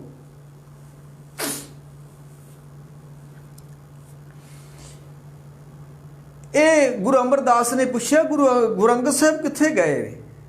ਕਹਿਣ ਲੱਗੇ ਉਹ ਤਾਂ ਖਡੂਰ ਛੱਡ ਗਏ ਨੇ। ਗੁਰੂ ਕਹਿ ਕੇ ਕਿੱਡਾ ਆਜ਼ਾਦ ਗੁਰੂ ਹੈ। ਗੁਰੂ ਕਿਸੇ ਥਾਂ ਦਾ ਗੁਲਾਮ ਨਹੀਂ ਹੈ। ਗੁਰੂ ਬੇਪਰਵਾਹ ਵਾ, ਬੇਪਰਵਾਹ ਗੁਰੂ। ਕਹਿਣ ਲੱਗੇ ਕੀ ਹੋਇਆ? ਲੋਕਾਂ ਨੇ ਆਖਿਆ ਵੀ ਇਹ ਜੱਟਾਂ ਨੇ ਕੱਢ ਦਿੱਤਾ ਖਡੂਰ ਦਿਆਂ ਨੇ। ਕਹਿਣ ਲੱਗੇ ਜੱਟਾਂ ਨੇ ਕਿਉਂ ਕੱਢਿਆ ਗੁਰੂ ਅੰਗਦ ਸਾਹਿਬ ਨੂੰ? ਉਹ ਤਾਂ ਕਿਸੇ ਦਾ ਉੱਚਾ ਬੋਲਦੇ ਹੀ ਨਹੀਂ ਸਨ, ਉਹ ਤਾਂ ਕਿਸੇ ਨੂੰ ਕੁਝ ਕਹਿੰਦੇ ਹੀ ਨਹੀਂ ਸਨ, ਉਹ ਆਪਣੇ ਕਮਰੇ 'ਚ ਰਹਿੰਦੇ ਸਨ। ਤੇ ਜੱਟਾਂ ਨੇ ਕਿਉਂ ਕੱਢ ਦਿੱਤਾ ਗੁਰੂ ਅੰਗਦ ਦੇਵ ਨੂੰ, ਸੱਚੇ ਪਾਤਸ਼ਾਹ ਨੂੰ? ਕਹਿਣ ਲੱਗੇ ਜੋਗੀ ਦੇ ਮਗਰ ਲੱਗ ਗਏ ਜੱਟ। ਸਾਰੀ ਕਹਾਣੀ ਦੱਸੀ ਮੀਂਹ ਵਾਲੀ। ਤੇ ਗੁਰੂ ਅਮਰਦਾਸ ਥੋੜੇ ਰੋਹ ਵਿੱਚ ਆ ਗਏ। ਜਿਸ ਪਿਆਰੇ ਸੋਨਿਓ ਤਿਸ ਆਗੇ ਮਰ ਚੱਲੀਏ, ਤ੍ਰਿਗ ਜੀਵਨ ਸੰਸਾਰ ਤਾਂ ਕਿ ਪਾਛੇ ਜੀਵਨ। ਗੁਰੂ ਅਮਰਦਾਸ ਰੋਹ ਵਿੱਚ ਆ ਗਏ। ਕਹਿਣ ਲੱਗੇ ਹੈ ਸੱਚੇ ਪਾਤਸ਼ਾਹ ਨੂੰ ਖੜੂ ਘਰੋਂ ਹੀ ਕੱਢ ਛੱਡਿਆ, ਪਿੰਡੋਂ ਹੀ ਕੱਢ ਛੱਡਿਆ। ਕਿਉਂਕਿ ਕਹਿਣ ਲੱਗੇ ਲਿਆਓ ਜੋਗੀ ਨੂੰ ਫੜ ਕੇ ਲਿਆਓ, ਮੀਂਹ ਅਸੀਂ ਪਵਾ ਦਿੰਦੇ ਹਾਂ। ਮੀਂਹ ਪਾਉਣਾ ਸਾਡਾ ਕੰਮ ਹੈ, ਅਸੀਂ ਪਵਾ ਦਿੰਦੇ ਹਾਂ। ਤੇ ਜੋਗੀ ਨੂੰ ਫੜ ਕੇ ਲੈ ਜਾਓ ਧੂਓ ਪੈਲੀਆਂ ਦੇ ਵਿੱਚ, ਜਿੱਥੇ ਜਿੱਥੇ ਜੋਗੀ ਜਾਊਗਾ ਮੀਂਹ ਪੈ ਜਾਊਗਾ। ਤੇ ਜੱਟ ਤੇ ਅੱਗੇ ਅੱਕੇ ਸੀ, ਉਹਨਾਂ ਨੇ ਕੱਢਿਆ ਜੋਗੀ ਨੂੰ ਗੁਫਾ ਚੋਂ ਬਾਹਰ। ਤੇ ਕੋਈ ਤੇ ਕਹਿੰਦੇ ਆ ਵੀ ਉਹਨਾਂ ਨੇ ਬਲਦਾਂ ਦੇ ਮਗਰ ਬੰਨ ਲਿਆ ਉਹਨੂੰ ਤੇ ਧੂ ਕੇ ਲੈ ਗਏ ਜੱਟ ਪੈਲੀਆਂ 'ਚ, ਤੇ ਧੂ ਕੇ ਜੱਟਾਂ ਨੇ ਉਹਨੂੰ ਮਾਰ ਦਿੱਤਾ। ਜੋਗੀ ਮਰ ਗਿਆ। ਤੇ ਕਹਿੰਦੇ ਉਹਨੇ ਚਿਰ ਗੁਰੂ ਅਮਰਦਾਸ ਖਡੂਰ ਸਾਹਿਬ ਸਨ ਤੇ ਮੀਂਹ ਬੱਦਲ ਆ ਗਿਆ ਤੇ ਮੀਂਹ ਵਰਸਣਾ ਸ਼ੁਰੂ ਹੋ ਗਿਆ। ਮੀਂਹ ਪੈ ਗਿਆ, ਜੱਟ ਖੁਸ਼ ਹੋ ਗਏ। ਮੀਂਹ ਪਿਆ, ਪਰਮੇਸ਼ਰ ਪਾਇਆ, ਜੀ ਜਨ ਸਭ ਖੁਸ਼ੀ ਵਸਾਇਆ, ਸੁਖੀ ਵਸਾਇਆ। ਮੀਂਹ ਪਵਾਤਾ ਗੁਰੂ ਅਮਰਦਾਸ ਨੇ ਤੇ ਗੁਰੂ ਅਮਰਦਾਸ ਹੁਣ ਖਡੂਰ ਸਾਹਿਬ ਤੋਂ ਉੱਥੇ ਉਸ ਪਿੰਡ ਨੂੰ ਤੁਰ ਗਏ ਨੇ ਜਿੱਥੇ ਗੁਰੂ ਅੰਗਦ ਸਾਹਿਬ ਬੈਠੇ ਹੋਏ ਨੇ, ਖਾਨ ਛਾਪੜੀ। ਤੇ ਜਦੋਂ ਗੁਰੂ ਅਮਰਦਾਸ ਉੱਥੇ ਗਏ ਤੇ ਗੁਰੂ ਅੰਗਦ ਸਾਹਿਬ ਨੇ ਪਿੱਠ ਕਰ ਲਈ। ਕਹਿਣ ਲੱਗੇ ਮਹਾਰਾਜ ਗਲਤੀ। ਕਹਿਣ ਲੱਗੇ ਤੁਸੀਂ ਰੱਬ ਦੀ ਰਜ਼ਾ 'ਚ ਨਹੀਂ ਰਹਿਣਾ ਸਿੱਖਿਆ ਹੋਇਆ। ਤੁਸੀਂ ਸੇਵਾ ਤਾਂ ਕਰਦੇ ਹੋ, ਸਿਮਰਨ ਤਾਂ ਕਰਦੇ ਹੋ, ਸੰਗਤ ਤਾਂ ਕਰਦੇ ਹੋ, ਤੇ ਤੁਸੀਂ ਉਹਦੀ ਰਜ਼ਾ ਨੂੰ ਨਹੀਂ ਕਦੀ ਸਿੱਖਿਆ ਹੋਇਆ ਰਹਿਣਾ। ਕਿਵੇਂ ਰਹਿਣਾ ਉਹਦੀ ਰਜ਼ਾ ਵਿੱਚ, ਉਹਦੇ ਭਾਣੇ ਵਿੱਚ ਕਿਸ ਤਰ੍ਹਾਂ ਰਹਿਣਾ, ਤੁਸੀਂ ਸਿੱਖਿਆ ਨਹੀਂ। ਗੁਰੂ ਅਮਰਦਾਸ ਨੇ ਪਿੱਠ ਕਰ ਲਈ। ਕਹਿੰਦੇ ਨਾ, ਜਿਹੜਾ ਰੱਬ ਦੀ ਰਜ਼ਾ ਨੂੰ ਨਹੀਂ ਮੰਨਦਾ ਉਹ ਸਾਨੂੰ ਨਹੀਂ ਚੰਗਾ ਲੱਗਦਾ। ਇੱਕ ਤੇ ਤੁਸੀਂ ਜੋਗੀ ਮਰਵਾ ਦਿੱਤਾ, ਇੱਕ ਤੁਸੀਂ ਮੀਂਹ ਪਵਾ ਦਿੱਤਾ। ਤੇ ਖਿਮਾ ਮੰਗੀ, ਆਖਿਆ ਸੱਚੇ ਪਾਤਸ਼ਾਹ ਮੇਰੇ ਕੋ ਤੁਹਾਡਾ ਅਪਮਾਨ ਨਹੀਂ ਜਰਿਆ ਗਿਆ। ਮਹਾਰਾਜ ਤੁਹਾਨੂੰ ਘਰੋਂ ਕੱਢ ਦਿੱਤਾ, ਅਸੀਂ ਤੁਹਾਡੀ ਪੂਜਾ ਕਰੀਏ, ਕੋਈ ਤੁਹਾਨੂੰ ਖਡੂਰ ਦੇ ਜੱਟ ਘਰ ਤੋਂ ਹੀ ਕੱਢ ਦੇਣ। ਮਹਾਰਾਜ ਮੈਨੂੰ ਬੜਾ ਦੁੱਖ ਹੋਇਆ, ਤੁਹਾਡਾ ਅਪਮਾਨ ਮੈਨੂੰ ਆਹਤ ਕਰ ਗਿਆ, ਜਰਿਆ ਨਹੀਂ ਗਿਆ। ਕਹਿਣ ਲੱਗੇ ਨਾ ਨਾ ਨਾ, ਰੱਬ ਦੀ ਰਜ਼ਾ 'ਚ ਰਹਿਣਾ ਸਿੱਖੋ। ਫਿਰ ਮਹਾਰਾਜ ਨੇ ਉਹਨੂੰ ਮਾਫ ਕਰ ਦਿੱਤਾ। ਉਧਰ ਜੋਗੀ ਨੂੰ ਮਾਰ ਦਿੱਤਾ ਜੱਟਾਂ ਨੇ, ਆਪਣੇ ਖਡੂਰ ਸਾਹਿਬ ਦਿਆਂ ਨੇ। ਤੇ ਜਦੋਂ ਫਿਰ ਗੁਰੂ ਅੰਗਦ ਸਾਹਿਬ ਨੂੰ ਪਤਾ ਲੱਗਾ, ਫਿਰ ਮਹਾਰਾਜ ਨੇ ਉੱਥੇ ਇੱਕ ਹੁਣ ਸਮਾਪਤੀ ਕਰੀਏ, ਸਮਾਂ ਬੜਾ ਹੋ ਗਿਆ। ਉੱਥੇ ਫਿਰ ਮਹਾਰਾਜ ਨੇ ਇੱਕ ਸ਼ਬਦ ਉਚਾਰਨ ਕੀਤਾ, ਮੰਤਰੀ ਹੋਏ ਅਠੂਹਿਆਂ। ਕੋਈ ਠੂਹੇ ਫੜਦਾ ਹੋਵੇ, ਠੂਹੇ ਫੜਨ ਦਾ ਉਹਦੇ ਕੋਲ ਮੰਤਰ ਹੋਵੇ, ਤੇ ਨਾਗੀ ਲੱਗੇ ਜਾਏ, ਉਹ ਸੱਪਾਂ ਨੂੰ ਹੱਥ ਪਾ ਲਵੇ। ਮੰਤਰੀ ਠੂਹਿਆਂ ਦਾ ਹੋਵੇ ਤੇ ਸੱਪਾਂ ਨੂੰ ਹੱਥ ਪਾ ਲੇ। ਆਪਣ ਹੈ ਮੰਤਰੀ ਹੋਏ ਠੂਹਿਆਂ, ਨਾਗੀ ਲੱਗੇ ਜਾਏ, ਆਪਣ ਹੱਥੀ ਆਪਣੇ ਦੇ ਕੂਚਾ ਆਪੇ ਲਾਏ। ਇਹ ਕਹਿਣ ਲੱਗੇ ਜੋਗੀ ਇਹਨਾਂ ਕਰਾਮਾਤੀ ਸ਼ਕਤੀਆਂ ਦਾ ਮਾਲਕ ਨਹੀਂ ਸੀ, ਇਹ ਤੇ ਐਵੇਂ ਪੰਗਾ ਲੈ ਬੈਠਾ ਈਰਖਾਵਸ ਹੋ ਕੇ ਸਾਡੇ ਨਾਲ, ਤੇ ਆਪਣਾ ਆਪ ਹੀ ਬਰਬਾਦ ਕਰ ਗਿਆ। ਮਾਰ ਕਹਿੰਦੇ ਗੁਰਮੁਖ ਸੋ ਮਨਮੁਖ ਅੜੇ। ਇਹ ਹਮੇਸ਼ਾ ਧਰਤੀ ਤੇ ਹੁੰਦਾ ਆ ਰਿਹਾ ਹੈ। ਗੁਰਮੁਖਾਂ ਦੇ ਨਾਲ ਮਨਮੁਖ ਅੜਦੇ ਹੀ ਆਏ ਨੇ। ਪ੍ਰਹਲਾਦ ਨੇ ਅੜ ਗਿਆ, ਹਰਨਾਕਸ਼, ਇਹ ਲੜਦੇ ਹੀ ਆਏ ਨੇ, ਅੜਦੇ ਹੀ ਆਏ ਨੇ, ਹੁੰਦਾ ਹੀ ਆਇਆ। ਪਰ ਗੁਰਮੁਖ ਸੋ ਮਨਮੁਖ ਅੜੇ, ਡੁੱਬੇ ਹੱਕ ਨਿਆਏ। ਗੁਰਮੁਖ ਦਾ ਤੇ ਮਨਮੁਖ ਦਾ ਇਨਸਾਫ ਰੱਬ ਨੇ ਕਰਨਾ ਹੈ, ਤੇ ਜਦੋਂ ਇਨਸਾਫ ਰੱਬ ਨੇ ਕਰਨਾ ਹੈ ਉੱਥੇ ਮਨਮੁਖ ਨੇ ਡੁੱਬ ਜਾਣਾ ਹੈ। ਦੁਨੀਆ ਦੀਆਂ ਅਦਾਲਤਾਂ ਜੋ ਤੇ ਮਨਮੁਖ ਹੋ ਸਕਦਾ ਉੱਭਰ ਜਾਵੇ। ਮਾਨਸੋ ਦੀਵਾਨੋਂ ਕੋਈ ਭੱਜ ਨਸ ਨਿਕਲੇ, ਹਰ ਦੀਵਾਨੋਂ ਕੋਈ ਕਿੱਥੇ ਜਾਇਆ, ਉਦੋਂ ਕਿੱਥੋਂ ਜਾਓਗੇ। ਗੁਰਮੁਖ ਸੋ ਮਨਮੁਖ ਅੜੇ, ਡੁੱਬੇ ਹੱਕ ਨਿਆਏ। ਉਹ ਜੋਗੀ ਡੁੱਬ ਗਿਆ, ਮਰ ਗਿਆ ਕਿ ਉਹ ਗੁਰਮੁਖਾਂ ਦੇ ਨਾਲ ਅੜ ਗਿਆ। ਜੇ ਨਾ ਅੜਦਾ ਤੇ ਉਹ ਹੋ ਸਕਦਾ ਮੀਂਹ ਪਵਾ ਸਕਦਾ ਸੀ, ਉਹ ਜੋਗੀ ਸੀ, ਪਰ ਉਹ ਗੁਰਮੁਖਾਂ ਦੇ ਨਾਲ ਅੜ ਗਿਆ, ਰੱਬ ਦੇ ਨਾਲ ਸ਼ਰੀਕਾ ਪਾ ਬੈਠਾ। ਤੇ ਮਾਰ ਕਹਿੰਦੇ ਦੋਹਾਂ ਸਿਰਿਆਂ ਕਾ ਖਸਮ ਆਪ, ਵੇਖੋ ਕੋ ਪਾਏ। ਇਹ ਕਹਿਣ ਲੱਗੇ ਭਾਈ ਉਹ ਪਰਮੇਸ਼ਰ ਉਧਰ ਵੀ ਤੇ ਇੱਧਰ ਦੋਵੇਂ ਪਾਸੇ ਆਪ ਹੀ ਵਿਚਰਦਾ। ਪਰ ਜਿਹੜੇ ਲੋਕ ਗੁਰਮੁਖਾਂ ਦੇ ਨਾਲ ਅੜ ਜਾਂਦੇ ਨੇ ਉਹ ਡੁੱਬ ਜਾਂਦੇ ਨੇ, ਜਿਹੜੇ ਗੁਰਮੁਖਾਂ ਦੇ ਚਰਨੀ ਪੈ ਜਾਂਦੇ ਨੇ ਉਹ ਤਰ ਜਾਂਦੇ ਨੇ। ਤੇ ਸੱਚੇ ਪਾਤਸ਼ਾਹ ਰਹਿਮਤਾਂ ਕਰਨ। ਉਹ ਫਿਰ ਗੁਰੂ ਅੰਗਦ ਸੱਚੇ ਪਾਤਸ਼ਾਹ ਦੁਬਾਰਾ ਫਿਰ ਉਸ ਪਿੰਡ ਦੇ ਵਿੱਚੋਂ ਕਿਵੇਂ ਖਡੂਰ ਸਾਹਿਬ ਆਉਂਦੇ ਨੇ, ਉਹ ਅਗਲਾ ਇਤਿਹਾਸ ਜਿਹੜਾ ਵਾ ਉਸ ਪਿੰਡ ਦੇ ਵਿੱਚ ਰਹਿੰਦਿਆਂ ਹੋਇਆ ਗੁਰੂ ਅੰਗਦ ਸਾਹਿਬ ਨੇ ਉੱਥੇ ਇੱਕ ਖੂਹ ਲਵਾਇਆ ਹੈ ਤੇ ਵਰ ਦਿੱਤਾ ਉਸ ਖੂਹ ਨੂੰ, ਜਿਹੜੇ ਬੱਚਿਆਂ ਨੂੰ ਸੋਕੜਾ ਹੋ ਜਾਂਦਾ ਹੈ ਇੱਥੇ ਇਸ਼ਨਾਨ ਕਰਨਗੇ ਜਦੋਂ ਉਹਨਾਂ ਦੀਆਂ ਬਿਮਾਰੀਆਂ ਦੂਰ ਹੋਣਗੀਆਂ। ਇਹ ਵਰ ਦੇ ਕੇ ਸੱਚੇ ਪਾਤਸ਼ਾਹ ਫਿਰ ਖਡੂਰ ਸਾਹਿਬ ਦੀ ਧਰਤੀ ਤੇ ਆਣ ਕੇ ਬਲਵੰਡ ਖੀਵੀ ਨੇਕ ਜਨ ਜਿਸ ਬਹੁਤੀ ਛਾਉ ਪਤਰਾਲੀ, ਲੰਗਰ ਦੌਲਤ ਵੰਡੀਏ। ਜਿਸ ਤਰ੍ਹਾਂ ਤੁਸੀਂ ਪਿੱਛੇ ਤਸਵੀਰ ਦੇਖ ਰਹੇ ਹੋ, ਮਾਤਾ ਖੀਵੀ ਜੀ ਕਿਵੇਂ ਸੰਗਤਾਂ ਨੂੰ ਆਪਣਾ ਲੰਗਰ ਛਕਾ ਰਹੇ ਨੇ। लंगर दौलत वंडिए रस अमृत खीर के हाली, गुरसिखा के मुख उजले मन मुख थिए पराली, पै कबूल खसम नाल जां काल मरदी काली। ਉਹ ਗੁਰੂ ਅੰਗਦ ਸੱਚੇ ਪਾਤਸ਼ਾਹ ਦਾ ਫਿਰ ਅਸੀਂ ਬੋਧਾ ਦਾ ਪ੍ਰੋਗਰਾਮ ਕਰਦੇ ਹੁੰਦੇ ਹਾਂ। ਆਉਣ ਵਾਲੇ ਸਮੇਂ 'ਚ ਜੇ ਕੋਈ ਨਾ ਹੋਰ ਕੋਈ ਪੰਗਾ ਪਿਆ, ਉਹ ਮੋਰਚਿਆਂ ਦਾ ਪੰਗਾ ਪੈ ਗਿਆ, ਉੱਥੇ ਬੋਲਣਾ ਪੈ ਗਿਆ, ਪਹਿਲੋਂ ਉਹ ਜਗਤਾਰ ਸਿੰਘ ਗ੍ਰੰਥੀ ਦਾ ਪੰਗਾ ਪਾ ਛੱਡਿਆ, ਉੱਥੇ ਬੋਲਣਾ ਪੈ ਗਿਆ, ਤੇ ਹੋ ਸਕਦਾ ਹੈ ਆਉਣ ਵਾਲੇ ਸਮੇਂ 'ਚ ਅਸੀਂ ਕੋਈ ਨਾ ਹੀ ਪੰਗਿਆਂ ਵਾਲੇ ਪਾਸੇ ਜਾਈਏ, ਤੇ ਇਸ ਤਰ੍ਹਾਂ ਗੁਰੂ ਕੀ ਬਾਣੀ ਦੇ ਨਾਲ, ਗੁਰੂ ਕੀ ਵਿਚਾਰ ਨਾਲ ਜੁੜੀਏ। ਭਾਈ ਬੇਅੰਤ ਭੁੱਲਾਂ ਹੋਈਆਂ ਸੱਚੇ ਪਾਤਸ਼ਾਹ ਰਹਿਮਤਾਂ ਬਖਸ਼ਾਂ ਕਰਨ। ਗੁਰਸਿੱਖਾਂ ਏਕੋ ਪਿਆਰ, ਗੁਰਮਿੱਤਾਂ ਪੁੱਤਾਂ ਪਾਈਆਂ। ਤੇ ਇੱਥੇ ਦਾਸ ਹੁਣ ਖਿਮਨ ਦਾ ਜਾ ਚੁੱਕਾ ਹੈ। ਵਾਹਿਗੁਰੂ ਜੀ ਕਾ ਖਾਲਸਾ, ਵਾਹਿਗੁਰੂ ਜੀ ਕੀ ਫਤਿਹ।